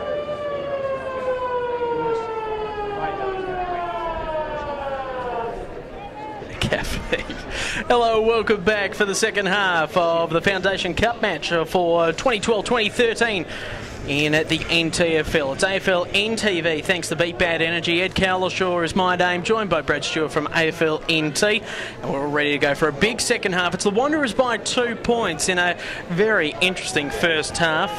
4 goals to 3 in that second quarter from the Waratahs to really put the pressure there on the Wanderers, and both sides have had chances to get multiple goals in quick succession, but have floundered at the last opportunity. Yeah, going to be an interesting second half, no doubt indeed, Edo, and it's just going to be a matter of who gets that first goal. That first goal is going to be crucial from either side, and they'll want that first goal as much as anything. So as the ball goes up, Bobby McCallum does battle with Frey. As it comes out, Aaron Wasley-Black kicks it forward for Tars. Comes down to Saunders and Thompson. Saunders gets it back over the top of his head. Saunders keeps hold of it, tracks it towards the boundary line. And over it goes. There's my turn at calling for the day, Edo. That was fantastic, actually. This is what's been happening while I've been away. Yeah. As our sports director's just looking at us going, what the hell are these two doing? As the ball gets arced back in again, McCullum wins the tap out this time. In and under sort of stuff there by Nook Mansell. Jackson's there as well. High-flying stuff there by Vassell. Trying to move it out. Finds Dunn. A little quick kick away. Wasley-Black's there as well. That time for the Waratahs. Withers on hands and knees. Trying to tunneling it out this time is Mackenzie. They do just that. Oh, heavy tackle there on Chris Dunn. And Jake Smart gets the ball for holding the ball there against Dunn. As they move it laterally, finds Hanby in the middle of the ground. 50 metres for going over the mark. Yeah, hadn't called play on there, and Shane Thorne just a little bit eager to enforce the tackle there in the contest, and unfortunately encroached the mark. 50-metre penalty. And this is where both sides have really been struggling today to make the other team pay from free kicks just inside the forward 50. So this will be very interesting. A shot on goal here for the Waratahs for Hanby. Been interesting today through the middle of the ground. Getting himself in the right positions. Now he has a chance on goal. He'll kick from right on 45. Gets close to the man on the mark. A little bit of breeze to attend with, and he pushes it to the right of the goalpost. So it's 5-7-37, trailing by 1 point against the Wanderers, 5-8-38. Yeah, Waratahs are really wanting that first goal, just like Wanderers want it. But yeah, Hanby unfortunately just sliding the goal across the face, and just for a minor score. So this is fourth playing fifth here in the NTFL. High flyer there from Grimer trying to get up again. Wasley-Black's there around the scrimmage as well, but here they go through Casimiro. Gives it off to the big man in Grimer, under pressure again, trying to move it on forward. Here comes Vassell. Nice little handball back to Aaron Motlop, who twists and turns out of trouble. Chris Dunn might end up with this one as they scoot away with it. Here go the Wanderers. Erlinson goes back to Dunn, back to Erlinson. Right on the 45. Lace out kick and finds the target intended there for Thomas Motlop. Good build up, nearly lost the handle on it though. Lost the handle on it there. They nearly muffed the run they had there. Great running numbers from the Wanderers, winning the ball out of the pack. Vassell, Motlop, Dunn, Erlinson, all key players for the Wanderers getting their hands on it at crucial times. So Thomas Motlop become a multiple goal kicker for the day. No, he just adds to his behind tally, which is 2 for the day. So 5-9-39, back to a 2-point lead for the Wanderers as a big booming kick out of defence to try and get over this Wanderers zone, and they do just that. Good effort there by Frail to take the mark. Hands and knee stuff yet again by both sides as they scrap underneath the scoreboard. Jackson for the Wanderers. He pops it on the boot, looking for Vassell. He marks. Bit of courage involved with that one as Chaplin was honing in on him. So Brad Vassell, kick from right on 45. Suited for a left footer here, just on the left-hand side. Shouldn't have any problems with the distance. A slight breeze in his face, though. So Vassell comes in. Oh, looks to give off the pass. It's going to be a tough one there for the big man in Grimer. Trying to get it out there again. Good hard hits again. Oh, McCullum going down that time. Takes a lot to bring down a big man, and a free kick has been given to the Waratahs, in fact. So that one going against Shane Thorne. Free kick going there to Rayson. A lot of leads going on along the Hunter Harrison grandstand. Instead goes into Wasley-Black. So the youngster is marked inside the centre square. Goes along the Harrison wing. Good smother there in the end there by Mackenzie. Oh, under pressure then again is Wasley-Black, and taken high and being held onto there by Nook Mansell. So free kick going the way of the Waratahs. So Wasley-Black in the thick of the action, which is good to see from the centre half forward. He moves it along. Oh, good heavy punch away there by Hanby. Here come the Waratahs. Saunders just whacks it on his right boot, looking for a target. Grimer's there. He keeps his feet. Oh, twists and turns. Can he get out of trouble? Hand passes off to Mosquito. High up and on the kick. Oh, he's kicked it. No! Top of the post. Hits the very top of the flagpole, and it is a poster. Jeez, I tell you what, that's extremely unlucky. So 5:38 plays, 5:9:39. Waratahs trailing the Wanderers by 1 solitary point, as 4 players have just come off the bench at once. The stop-go girls working hard today. Nice long kick in from Jackson, looking for Veve. Doesn't find the target. It's been very good today there in racing. Lose the handle on it though. Under pressure again. Wasley Blackall scrubbled it through. Not happy with it. Yeah, just a bit feisty there, the Centralia. Yeah, feisty young fella, but yeah, probably just trying to battle a little bit above his average there in trying to bust through some 4 or 5 tackles. Just needs to give the first option and get it going forward for his team. So Motlop goes long. Good, fine mark. A couple of bites of the cherry there by Mackenzie. Doesn't get it paid in the end, and now they're just trying to clear it now. Good work there by Chaplin to lay the shepherd, and it's out of bounds on the full. So Aaron Motlop right in front of a feisty Waratahs crowd. Chips it across, finds Seddon. Seddon looking for answers. Stagnant. Dunn's all by himself just here. Goes inboard, finds Dunn, the bearded burbler. Looks to move it along. Oh, Timmy Mosquito's just popped up at the right time. Goes over the top of his head and Erlinson. Now they're just waxing lyrical on the cricket pitch. Here comes Mosquito. He hand passes off, tries to find Saunders. They go backwards to Smart. Smart onto the outer side, looking for answers in O'Sullivan. He ends up trapping the ball. Good work again. Cruz lays a hit on him. And it's seen over the boundary line. 1 point the difference, 39 plays 38. Wanderers lead the Tars. Yeah, Wanderers just lacked a little bit of movement from their forward line then in that occasion, and obviously then trying to create something in the centre of the ground and came unstuck. So yeah, just need to get their forward line out there and moving a little bit more and being a bit more active and proactive in moving around that forward 50 to provide the ball carry with a couple of options. Good handy crowd starting to build here today. Great crowd now, great crowd. And great to see a couple of people behind the fence on the back of a tip truck. Love to see that. Just sort of bringing back memories of the Yarra Valley with a couch on the back of a ute. So as they move it on, this time the Waratahs starting to clear passage and play. Erlinson's there as well, trying to lay a handle on things. Underneath the scoreboard we are. Just tip-tapping their way out of trouble this time. Lions now looking for some space. Kicked it straight into the groin that time of Ali Bond, using his body well, and here comes Veve. So the Wanderers this time, can they get a bit of a passage of play? Heading in the Cook direction. Falling at the bottom time. Oh, he's dribbled it through. If you don't mind. If you don't mind.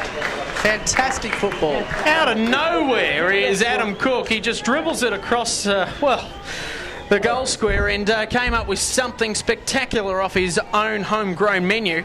And, well, they've got the lead and they're starting to build on it now, the Wanderers. But, geez, that was really a goal out against the play. Goal against the play, but, yeah, again, a smother and a 1%er. We talk about it time and time again. Smothers, tackles, shepherds, spoils. They're all part of the game. And if you can affect 100 of them in a game, you're more often than not going to win a game. So, fantastic smother. Whether it was intentional or not, he jumped up and he just got kicked into his groin, but then Veve got a hold of it, knew his limitation, got it over the top, and then the run-on went from there with Erlinson and the like. So fantastic football from Wanderers. Other key point, he kept his feet as well. All there for young aspiring footballers. Just make sure you keep your feet out there. Veve goes to ground that time. Trying to get it away this time is Rowley, bombing it along in the Favola direction. 2 bites at the cherry. Off hands to Grimer, bang, and the Waratahs reply. 6-8, 44 plays 6-9, 45. Really good stuff there by the likes of the Waratahs. They just got back onto the business and came back goal for goal sort of stuff, and we're happy to see that here on AFLNTv. Yeah, goal for goal stuff, and yeah, obviously Grimer usually a key forward and a key target, but playing the roving role in that instance off the other key forward in Favola as you would. Bringing the ball to ground and Grimer just being in the right spot at the right time, finishing off the good work, and yeah, just locking this game back up again. Almost. Yep. So Adam Cook's got 3 goals next to his name, the primary producer so far today. Favola really struggling to have an impact. As the Waratahs, though, look to clear it again. Good work there by Ali Bond. Toe pokes it out to centre half forward. Jerry Wilson laying a tackle. Again, the Waratahs, though, they keep their feet. They're in control. In the area there is press. Trapped there that time there by Casemiro. He's hemmed up on the boundary line. Going in hard there. That time was McPherson. And taken high there by Scrimgeour. So McPherson goes along the outer wing looking for Saunders. Mosquitoes there as well. Seen over the boundary line, will be thrown in. Yep. So I think it's going to go right down to the wire today, Edo. Both teams really not able to create that break and that buffer. And if a team can string probably 1 or 2, potentially 3 goals together, I think they're going to be in a box seat to win the match. So it's just who's going to be able to do that in the next 5-10 minutes. So over the top of the head there of Saunders, it's Motlop who's streaming away with the ball, puts a check side and got a little bit of air with it, and the wind held it up. Good work there in the end by Rayson to try and contest for the mark, but it's Thorne that picks up the scraps. Heads over the top, finds Wilson. He links up now with Cook. Wanted him to get it back to him. It's Penfold into the ball. Jake Smart came out of nowhere. Laid a great tackle. Smart work there by the man in 14 for the Waratahs. Pardon the pun. So he moves it along educationally. Good work there by Saunders again, but it's Thorne that sees it over the boundary line in front of Wasley Black. So 70 metres out from the Waratahs attacking Goldmouth, heading to the Mendel Beach end of the ground. And it's a 1-point difference. Wanderers leading the Waratahs here on Beat Bad Energy AFLNTv. Great to have your company this afternoon. Tap down there again by McDowell. Quick kick away there by the Tars, going in hard and seen over the boundary line through Rayson and Mansell. It's definitely been a physical game. Both sides have been physical, hard but fair football. There's never been any malice in it. It's just going good, honest, hard football for the ball, and it's just fantastic to see. Just a grinding game of football. It's going to be interesting to see who can last out the time here. Punched away there by Nicholas. A quick kick away there by Weathers. Jeez, he's a big, bulky lug of a man.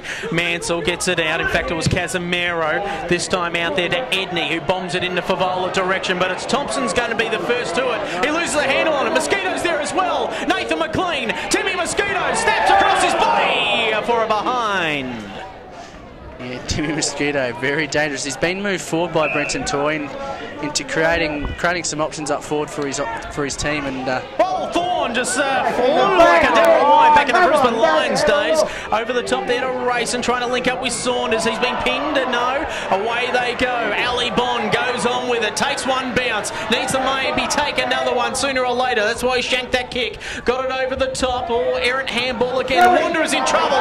Smart lays another inspirational tackle. Here come the Waratahs. Chaplin trying to fend one off.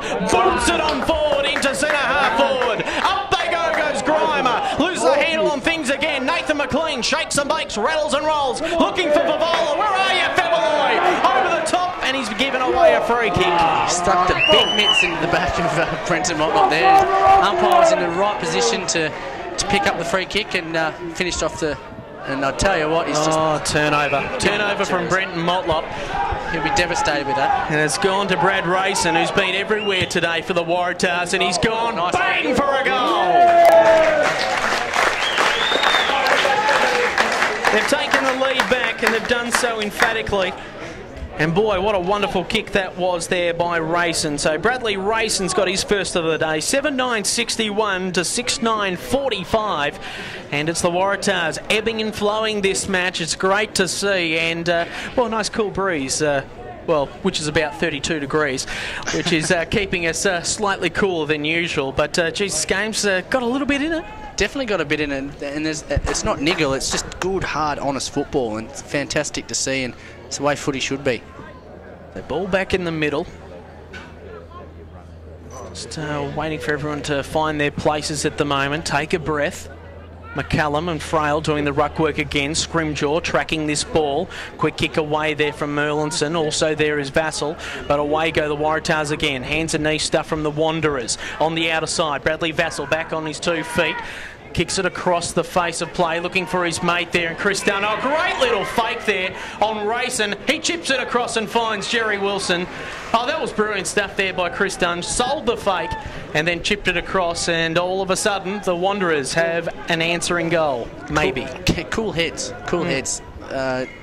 Vassell, Dunn, both seasoned footballers in the SANFL, obviously playing with Thunder last year, and now up here with the Wanderers, and just cool heads, and you definitely can see the difference between a youngster that hasn't played a lot of footy and compared to those guys who are just seasoned campaigners. Jerry Wilson to tie it all back up here in the third quarter. Had to make the tangerine wobble off his tree, but he's given us the two-finger salute, and we've got another major on the board. So 7-9, 51 apiece.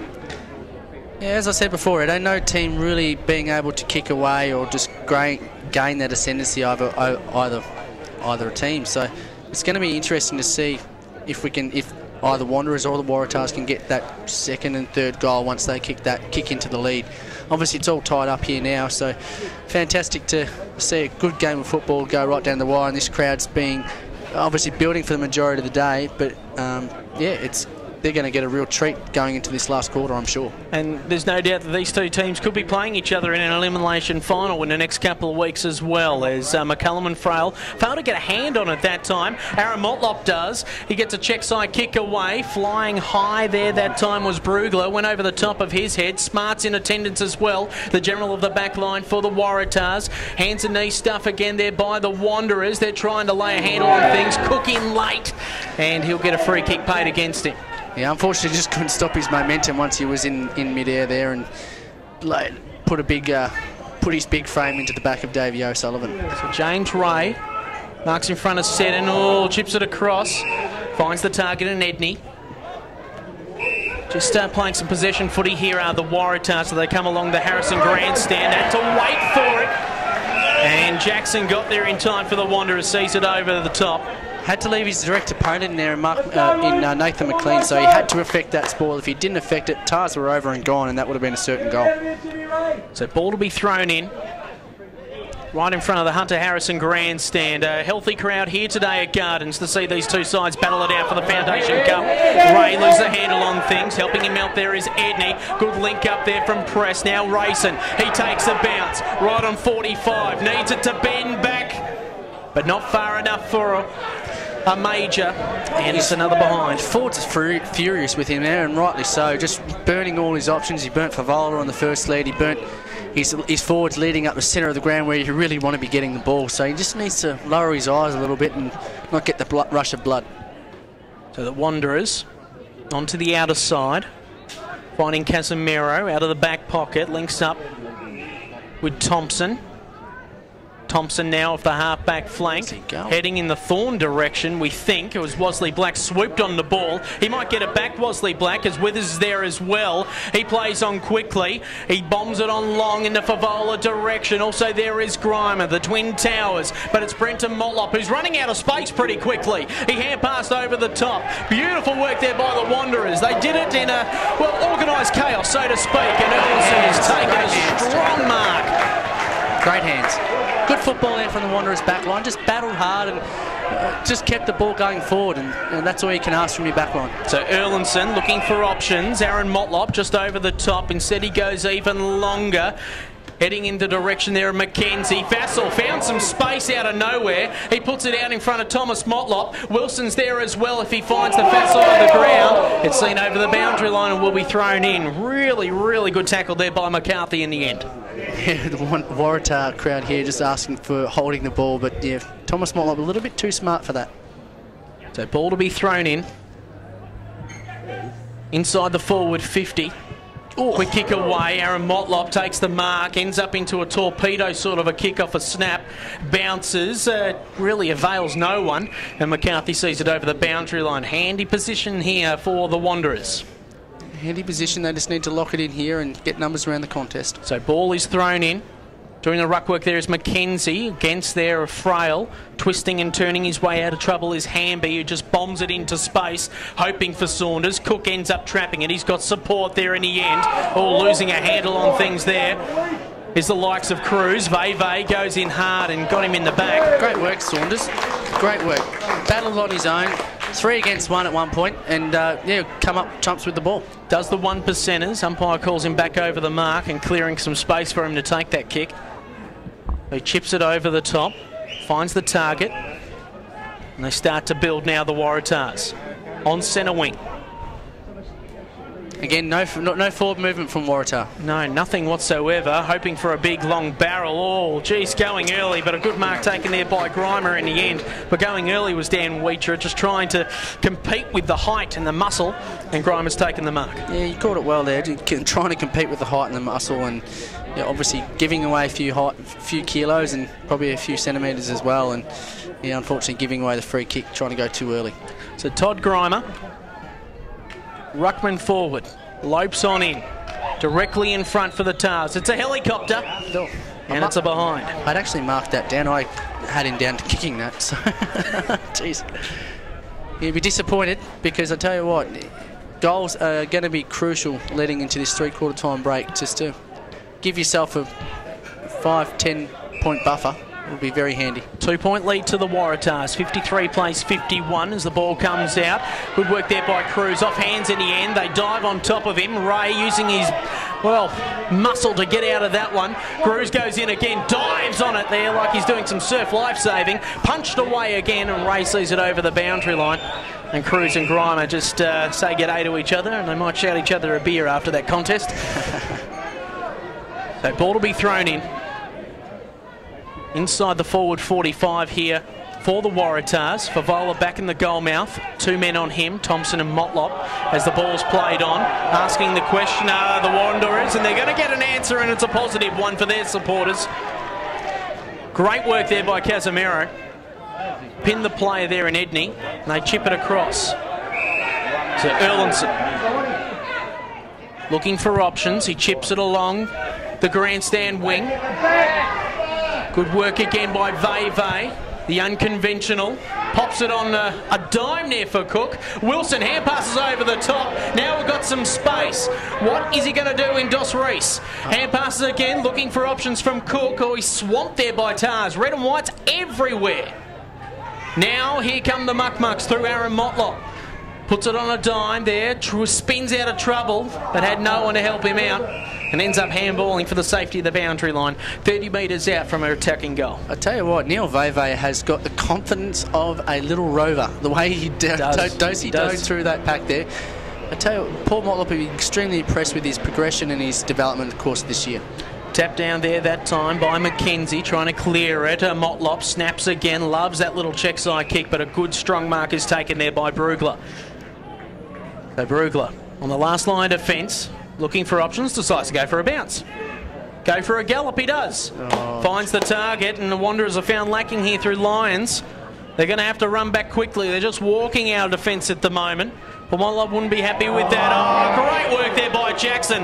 The only one working in overdrive. Finds Dunn. He's under pressure by 2 at the moment. Heat's starting to play a factor. Dos Reis tracking now, this time in Lions. He's on the outer side. Finds the target there in Rayson. High up and under kick. Here it comes towards Rayson. That time was from Hamby. Veve again. The rover in a big man's body. Hand passes over the top to Erlandson, looking for a target and finds Wilson. Got space there in Dunn. He's got plenty of space in Dunn. He's going to end up dribbling this on through. Well, how does Mr. Spreadable find all that space? Chris Dunn has the uncanny knack of turning his opposition on-ballers inside out and just finding space in the forward line, whether it's him not running both ways or I'm not quite sure, or just the opposition not being aware of where he is. But week in, week out, we see him kicking goals from the midfield, and whether he's playing a midfield forward role, regardless of where he is, the back line should be just onto it. And Brenton Toy, being in the Thunder coaching squad, should be well aware of the way Chris Dunn plays his footy. He just pops up and kicks goals from anywhere on the park. Well, you're looking like Forrest Gump at the moment after that big run, you know, like he's got the long beard and he's just so trim, taut and terrific. He just keeps on running. But here they go now, the Waratahs, for a quick answer. They did it before, can they do it again? Favola being dealt with, got 3 on him at this stage. And now they clear through Jackson, finds Erlandson, 2 bites at the cherry, takes it in the end. So Erlandson looking for options. He chips it along the wing, has to work hard. Strong hands by Motlop. Great hands. Brilliant work there in the end. Goes laterally into the middle of the ground. Now Seddon. Being told by Jackson. He might end up with it now, Jackson. He does just that. Now they need to make some leads here, the Wanderers, to get some options. Got some space to lead into. Thorne goes backwards. The big man in McCullum comes forwards, but he goes for Vassal instead. Thorne at the back of this pack. Good work there by Nicholas to shark it, and away goes Wasley Black, who just bombs it in an upcountry finger-breaking mongrel punt. Finds the target, though, of an opposition player. In fact, that time, Thomas. It was Casemiro. And, geez, what are they doing? They dancing with each other? Yeah, Thompson got done for holding the ball. Incorrect disposal, I think. And that is the siren gone. 24 minutes, a short a quarter, that one. And it is the Wanderers that still maintain the lead at these crucial stages when the siren is going. 8:09:57 to 7:11:53. It's three-quarter time here in the Foundation Cup clash between the Wanderers and the Waratahs. You're on Beat Bad Energy, AFLNTv. We'll be back shortly with the final quarter.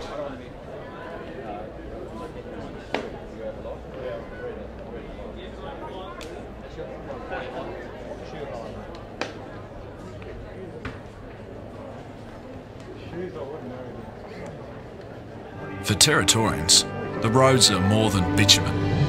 They connect us. For TIO, it's the same. For taking us on safe journeys, for travelling free, for twists and turns, for turning the corner, for taking you back to health. Road safety for Territorians. Beat Bad Energy. The future of renewable energy. 7 a.m. to 7 p.m. 7 days. Solar power, solar hot water, solar air conditioning. Contact 1800 Beat Bad today. Or visit online beatbadenergy.com.au.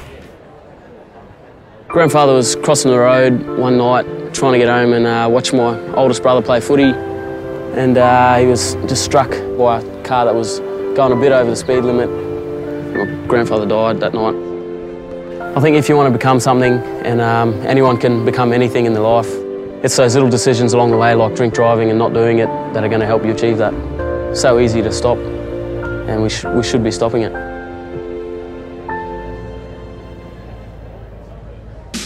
Kennards makes your job easy.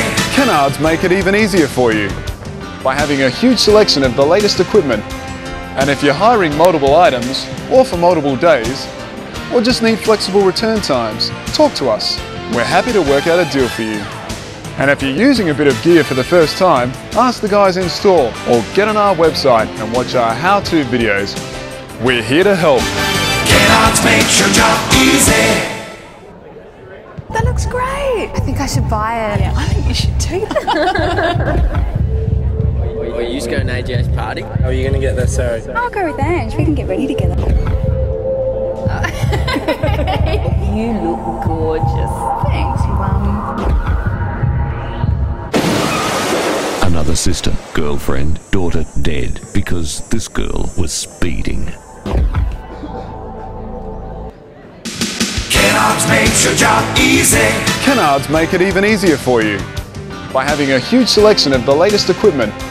And if you're hiring multiple items, or for multiple days, or just need flexible return times, talk to us. We're happy to work out a deal for you. And if you're using a bit of gear for the first time, ask the guys in store or get on our website and watch our how-to videos. We're here to help. Kennards makes your job easy. Beat Bad Energy.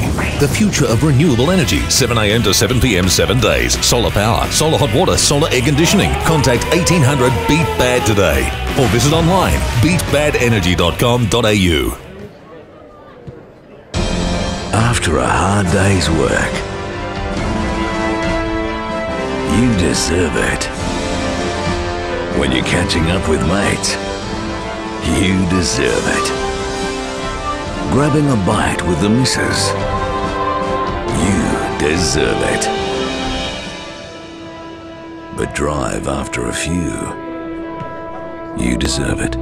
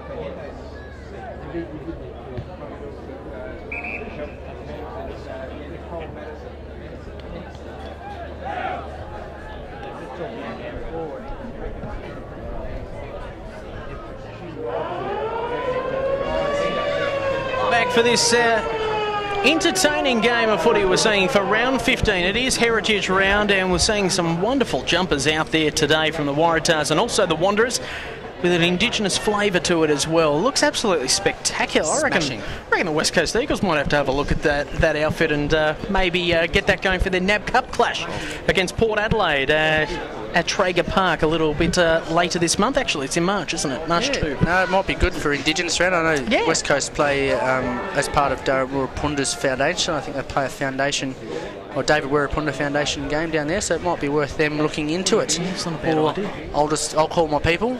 You'll put him onto it. Yeah, do that. You got Andy's on speed dial, don't you? Andy Demetrio, you got him.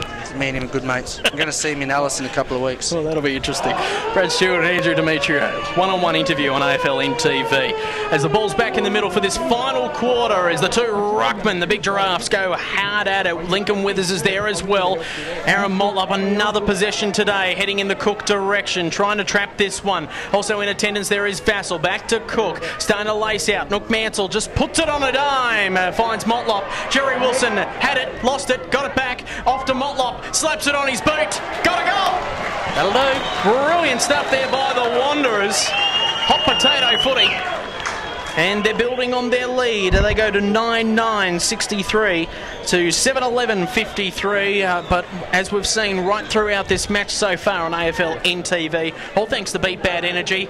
Geez, the lead change has swapped and many times throughout that third quarter, and I think the same will be done in this last quarter. As I said, just stringing together goals in succession are going to be crucial to winning this game. You can't continue to go backwards and forwards against a side like the Tars and vice versa with the Wanderers. Either side needs to string goals together, and Wanderers have done that. Whether they can continue on their run remains to be seen as Mosquito gets it out of the centre. And he bombs it on long. I thought you were off on a go it again there, Bradley.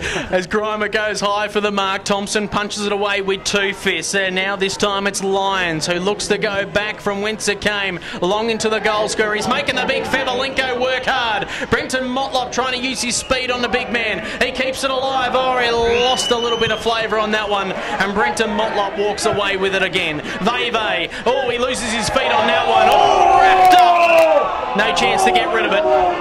Yeah, good call by the umpire there. Veve just lost his feet, but just holding it up for the Wanderers. And yeah, Favola just a bumbling mess there down in full forward. So tap down there by McCullum, trying to give it off there to Withers. Good work again, and away they go. Lovely looking kick there from McPherson, but it ends up in the hands there of Mitch Taylor.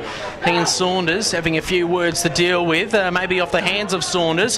Hits the ground running. Vassell under pressure. No one really enjoying his company except for Timmy Mosquito, who goes even longer. Up for Fev. He dropped what he should have taken there that time. Falls to ground, and a free kick going the way of the Wanderers for a trip. A trip. So, I didn't see it, but... So away they go. Well, it's against Brendan, and they're going back to Jackson. Ooh, dealt with there after he's taken the mark. So just slowing things up again. Chipping it across, finding the target, and finds Thorne. So he moves it into true centre half forward. Geez, the Waratahs have stopped running, but so have the Wanderers. Losing a handle on it there was Cruz. Also there is Withers, trying to get it out there is Erlinson. Finds Seddon, back to Erlinson. This is a good build-up here for the Wanderers now. They look to go long. Up goes Cook. He gets it down. How did he get out of that one? Wilson nearly lost his head on that. Oh, from a standing start is Cook. And it hits the post. Dunn not happy with it. And a point on the board there. So 9-10-64. Play 7-11-53.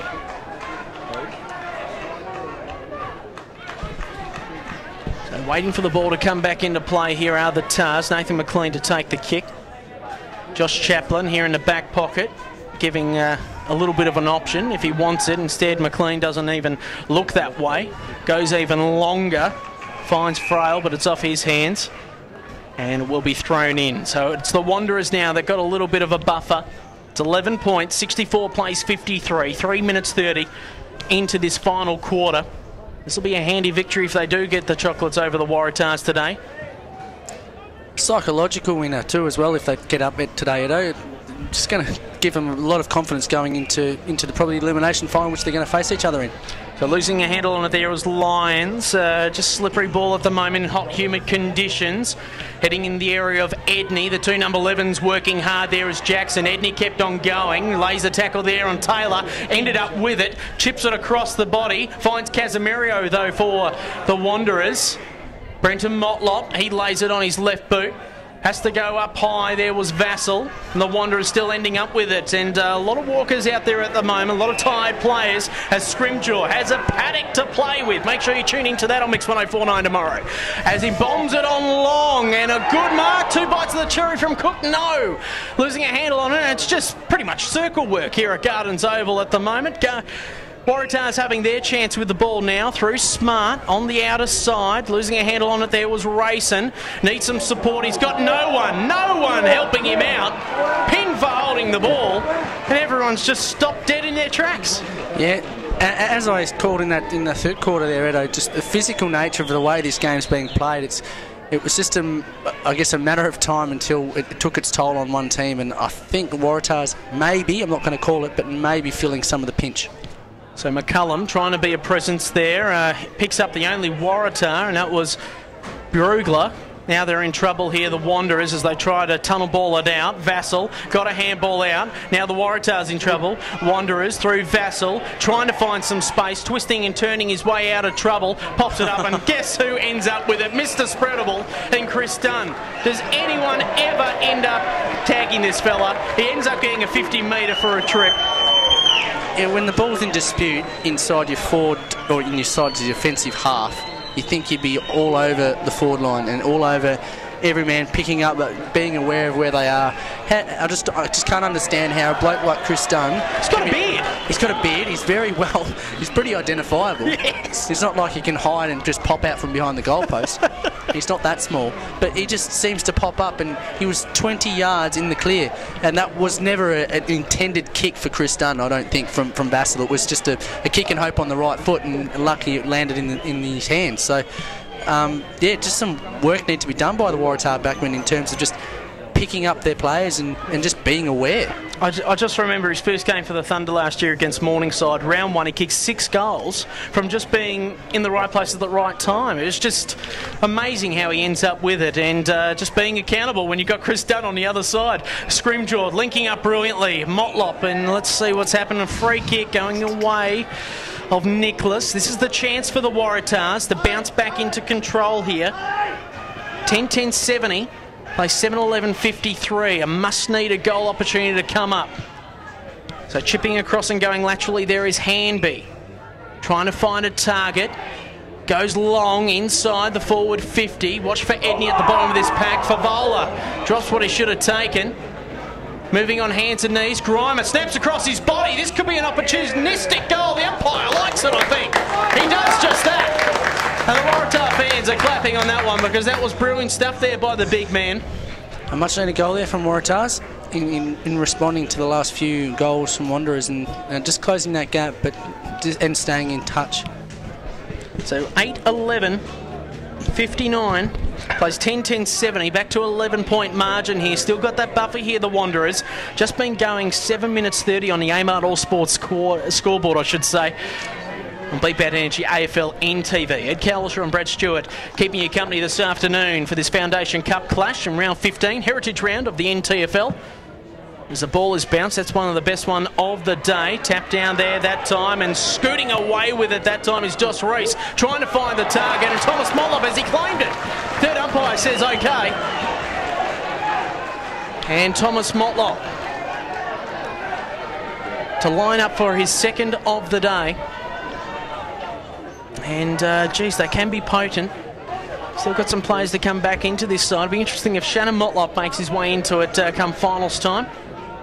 No, he's signed to play in the Sunraysia League down in Mildura and Horsham. A little bit later on next year, but Thomas Motlop puts a stamp of approval on that one.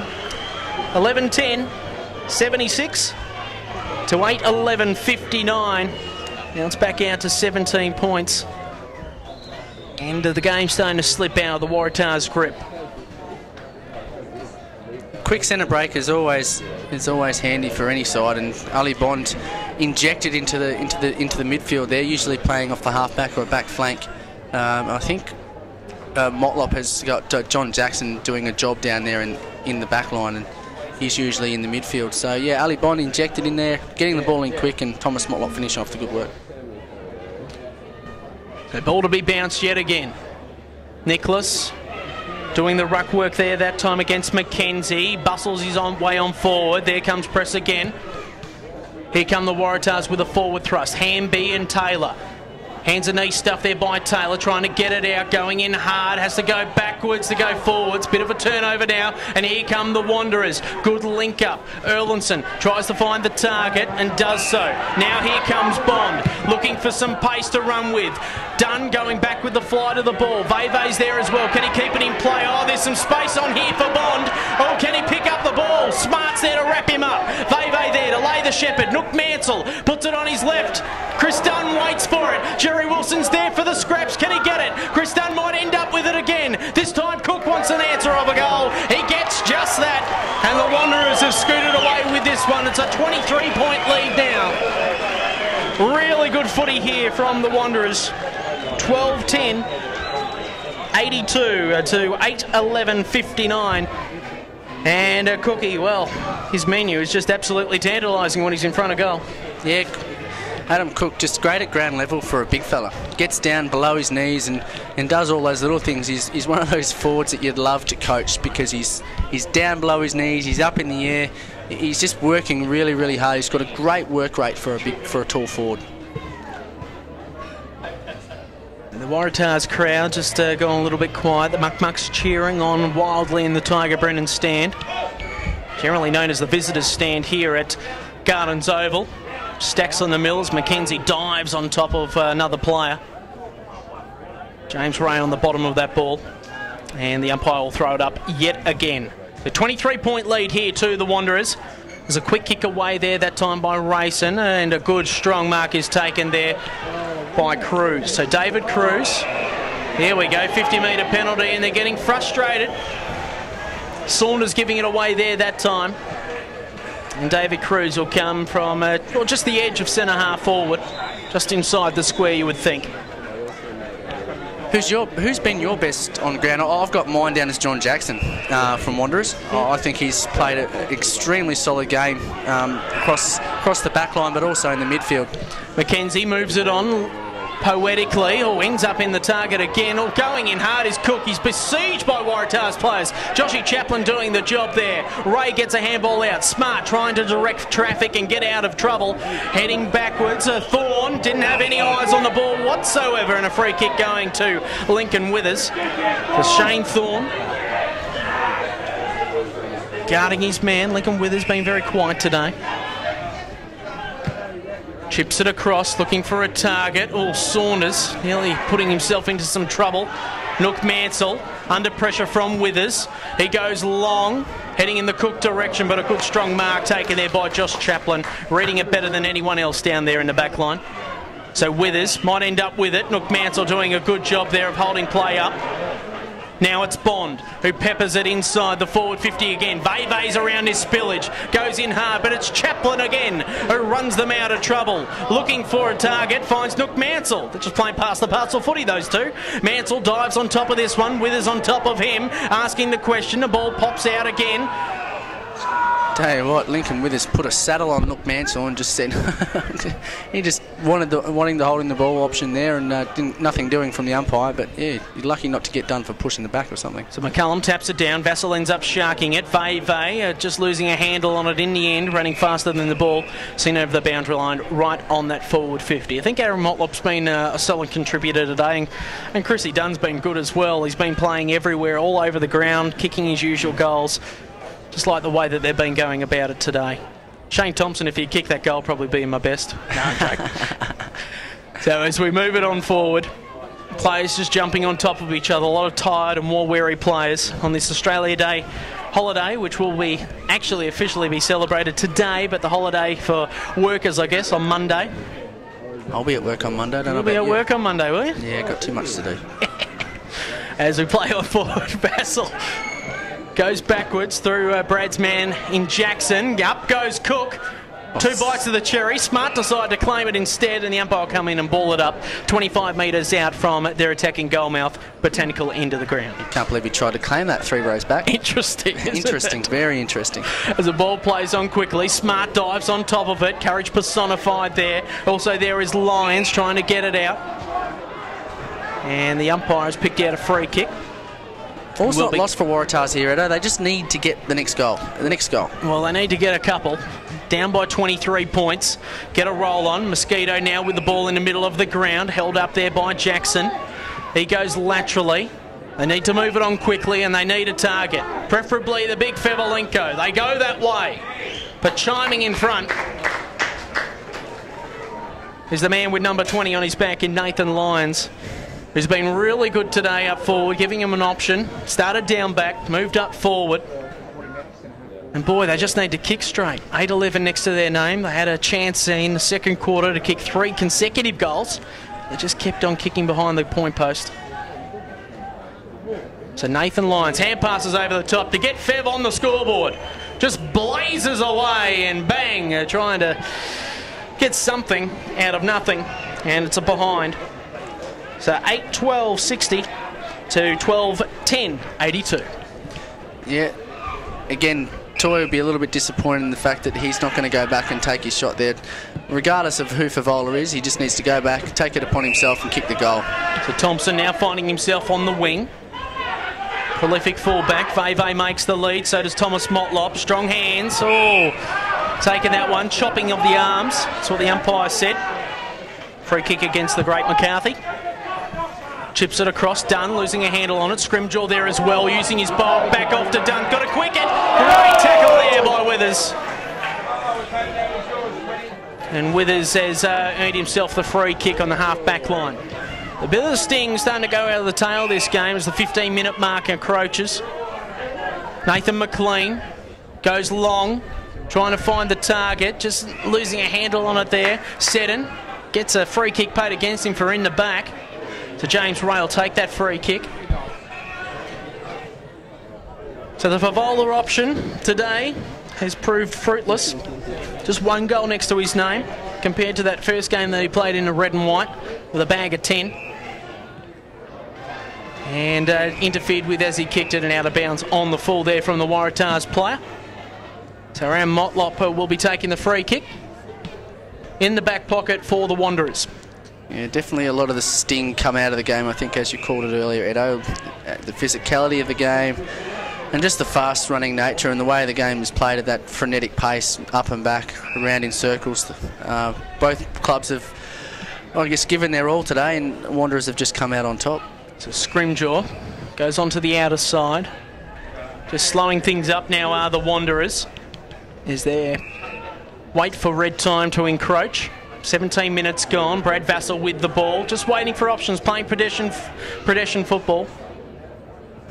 Moving along the outer side, heading in the Veve direction. 3-on-1 situation. He kept his feet, ends up getting the crumbs. Tried to handball to someone in attendance. Moves it on forward. Having to go back there is Shane Thompson. Oh, he's just lingering in the forward 50, isn't he, Shane? He wants that goal. Wants that goal. Craves it. He wants that goal. It's craving it. Craving that goal. Probably happy to kick it from 10 metres out instead of 1 metre out this time. Those long legs. Ball thrown in. Tap down again. Oh, sharking there is Bradley Vassell. High up and under kick heading in the Cook direction. Needs to use his body well. Chaplin gets in front and sees it over the boundary line and will be thrown in. The point post got a little bit of a workout. Lee Matthews style there. Oof, talk about a He-Man. Still wobbling. He's a big unit. Cook or Chaplin? Both. Both. Both Weet-Bix kids, I'm sure. So they punch away. Veve, oh, gets the scrimmage. This is what you want to see from the big man. Kicks it out of bounds. Off hands, though. Boundary umpire had a little bit of a second guess there. He was going to call it out in the full. He did. But yeah, Veve's battled hard. Obviously, Bobby McCullen is the choice ruckman for Wanderers. But again, I said it earlier, he is just a joy to watch in terms of his ability to keep his feet and just have the confidence and the peace of mind to have a crack at the opposition and really take them on. And he gives 100% every single time he's in a contest, which is great to see as well. You can't teach that sort of stuff. Work rate's second to none. So McCullum, the ruckman, He wouldn't mind a little bit of a 6-pointer next to his name. Goes long. Started as a drop punt, ended as a torpedo, ended about out of bounds as well. John Jackson was calling for the handball, and I think that might have been the right option. Obviously, just a nice kick, but anyway, ball, nothing really in terms of danger. If it's inside your forward 50 and you can have a crack, but yeah, John Jackson was probably a little bit aggrieved that he didn't get a hold of the ball then. So this game just going through the motions now as the Waratahs trail still by 22 points. On the outer side, just these high fences sometimes can be a problem with some players as they jump over and get the ball. Lucky we've got some young trainers out there on the outer side. So ball's thrown in yet again. Trying to shark it there with Shane Thorne, losing a handle on it. And here come the Waratahs. Couple of bounces on the outer side through McPherson. Again he goes. A long booming kick in the Favola direction. This time he snaffles it like a meat pie. And he's ready to go back and hopefully kick straight for his Waratah teammates. So he's going to rush through this kick. He believes there's still a chance. Nice looking kick off the boot. That's a little bit better, Fev. And he pops that one through, and the Waratah fans are happy with that. That's his second goal of the day. So 9-12-66. The Waratahs trailing the Wanderers 12-10-82. Couple of quick goals. Bradley, you said they just needed one, but that was 5 minutes ago. We're into red time now. Yeah, well into red time. Whether it's too little, too late, it remains to be seen. But yeah, if they're going to get back into this game, or get a hold of and win this game, they're going to need Favola to get on the end of a couple more of those. And yeah, the defensive job, I think, and I think the key point to know is Timmy Mosquito really hasn't had an impact on the game. You know when Waratah are up and about is when Timmy Mosquito is getting his hands on the ball and creating the play. Interesting that he's hasn't been playing in the midfield as much today. As the ball's now in the forward line of the Wanderers yet again. Thomas Motlop and Adam Cook really dicing with Joshy Chaplin there, trying to get it clear. Here comes Aaron Motlop. The skipper wants a goal. The skipper dives for the goal. He gets the goal. Yeah, Aaron Motlop gets in and around the contest, gets the feet of the ball. Again, a midfielder running forward and kicking goals is good to see, but yeah, getting to the foot of the ball. Adam Cook doing those little things on the ground yet again. On the ground, creating the contest, and dishing the ball out to his runners and his small forwards, who in turn finish off the good work, and Waratah's just left on the heels again. It's interesting. We sort of see that with, you can see about another club in Darwin, for instance, that they just need a couple of big forwards just to help their little men out, and you could see them developing. The Wanderers have got that at the moment, and Cook's giving him that presence up forward. There's no doubt of what Wanderers, if they get deep into March, they could cause a little bit of trouble. As McKenzie wins the tap out this time, but it's Hamby that shakes and bakes himself out of trouble. He kicks it laterally, dealt with by Nook Mansell as he kicked it. Now it falls into the hands of Rowley onto the outer side, trying to find a target. Geez, under pressure there is Grimer. Good work there by the big man to keep his feet under trouble in the end. And it's seen over the boundary line, asking for a ball up, and they'll get that instead. I guess the job's been done on Grimer. Grimer's only kicked 2. Like I said, Favola's kicked 1. Really, they haven't got production out of their key forwards from today Waratahs, and they've definitely had their chances and the opportunity. Just haven't finished the good work from the midfielder who have worked pretty hard. I can't fault Lincoln Withers, Davey O'Sullivan. Saunders has been, I think he's been exceptional. Oh! Shaney Thorne goes up high, doesn't take the grab in the end as they try to move it on back from whence it came. Good work there that time by Wheatra, and Jerry Wilson ends up with the ball. Wilson on centre wing goes laterally. This time finds the target in McKenzie. He's on the cricket pitch. He bombs it on long. Looking for Cook. Has to work hard. Breaks the pack. Thomas Motlop's there as well. Still going in hard. Great work there by Rowley to put his head over the ball. The Wanderers forwards working hard in defence. But it's Jossie Chaplin in defence for the Waratahs who clears it, but only as far as the number 12 in Casemiro. Shane Thorne fell as he kicked. Oh, a little bit of a Logie Award-winning performance there by Thompson. Tomo. And it's gone downfield, so Duncan Seddon has the ball right in front of his interchange bench. Taking his time here as the clock winds down past it. 23 minutes. Wanderers up by 22 points. So Duncan centred. Takes his time. Shallow pockets here at Gardens. So the goal mouth is opened. Oh, and he just floats it on in. Doesn't get the purchase that he wanted. And out of bounds on the full.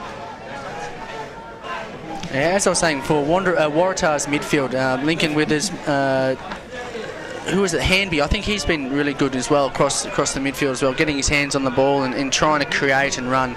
They just lacked a little bit of, I guess, obviously the conversion up forward from their forwards, and they really haven't finished off the good work. So Wasley Black out of defence, heads in Nicholas' direction, sharked in the end. Oh, geez, found some space when he was out of bounds. I would have thought there was Mackenzie. Moves it on forward. Veve's there as well. Thomas Motlop. Oh, geez, this might bounce on through. No. Through for a behind. Getting a little bit excited there. Yeah, a little bit excited, trying to find something.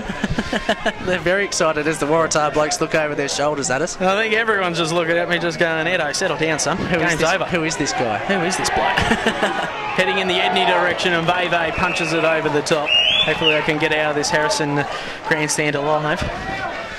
Going back to that work rate of Veve again, just affecting the spoil, running across and just doing those little things as the siren goes. Well, that stumps on this one. A great win there by the Wanderers in the end. It ebbed and flowed right throughout, but it was the Wanderers in the end that kicked away. 13-11, 89 to 9-12-66. A big win there and good for their confidence.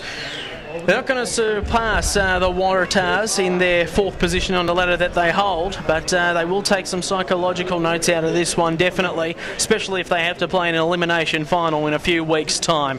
Of course, there's a big one, of course, coming up tomorrow, Southern Districts and Palmerston, which will be a very interesting clash indeed. Southern Districts, if they go down the Palmy, well, that'll bring that 3 positions into play yet again. And of course, the Crocs, they knocked off the Tiwi Bombers just after Christmas, so they know that they can mix it with the best.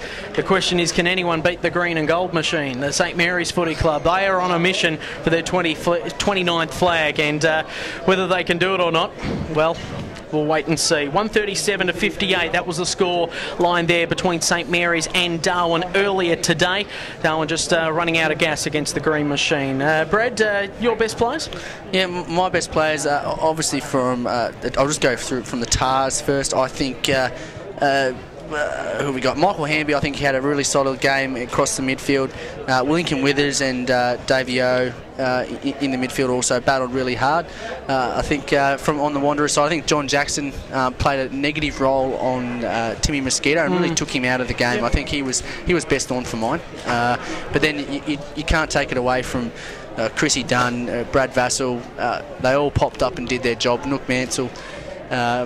And then up forward, Adam Cook, Neil Veve, they all sort of pitched in. And I think across the board, apart from a couple of standouts there, they really had a really good even spread of players that contributed today. And I think that's really encouraging for Wanderers going forward. Tars, wouldn't say going back to the drawing board or anything like that. They're nowhere. This is again just a feeler outer, and I think that they'll see Wanderers in the elimination final as the two coaches meet out in the centre of the ground and shake hands. But great to see the crowd sticking around to the end of the match, and just what a great game of footy. A really great game of footy. It was a ripping game of footy. It's one of the best we've had so far this year. There's no doubt about that, and it is going to continue next week, of course. In a couple of weeks' time, we've got Cancer Round as well, the Anti-Cancer Foundation. Call to arms round. Obviously, born by Ray McCasker, his son passing away of cancer a few years ago, and he's been really forthright in making sure that happens, and we're at AFLNTv, we're really keen to support that and supporting cancer in general. And then NTFL Grand Final, we have just joined forces with the Leukemia Foundation again. We are doing our Shave for a Cure, which will now become an annual event. Excellent. And it actually, Shave for a Cure Days actually falls on the NTFL Grand Final. So it's going to be all guns are blazing at TIO Stadium. We'll be shaving, we'll be waxing, we'll be doing all sorts of things down there at TIO. So be sure to look out for the communications coming out about that. It's going to be an exciting run into the finals. We've still got 3 matches left. So who are you roping in this year? So you had Cameron Islet last year, the captain of the Thunder. You're going to get him in again because he's missed his locks. There's no doubt about that. You're going to get the CEO in, Jared Islet. Who are these? Tony Frawley, is he involved? Yourself? Jared's too precious. Yeah. I might give it a crack this year. My partner's actually going to have a crack as well, I think. Hello. From what I hear. Well, that'll be different. Which will be different. But yeah, we're putting the call out now. Like I said in the call, we're going to put it out to Chrissy Dunn to get that beard shaved off. I hate it. It looks ugly. But yeah, we've put the calls out. So if you know of anybody that's got some nice locks that needs to get rid of them, give us a call at AFLNT. We'll look after them. We'll make sure they get rid of them sooner rather than later. Oh, look, it's a fantastic cause, and that's one to look out for just before finals time. And then, of course, the big finals, and, of course, we've got some really big matches coming up. The Indigenous All-Stars are coming to town in Traeger Park, is that right? Yeah, in Alice Springs, yeah. Alice Springs, so much happening, of course, up and around the local community when it comes to local footy, and then all of a sudden we're back into the thick of the action again with the NT Thunder. Great to have your company, as always, here on Beat Bad Energy, AFLNTv. From me, Calishaw and Brett Stewart, it's bye for now.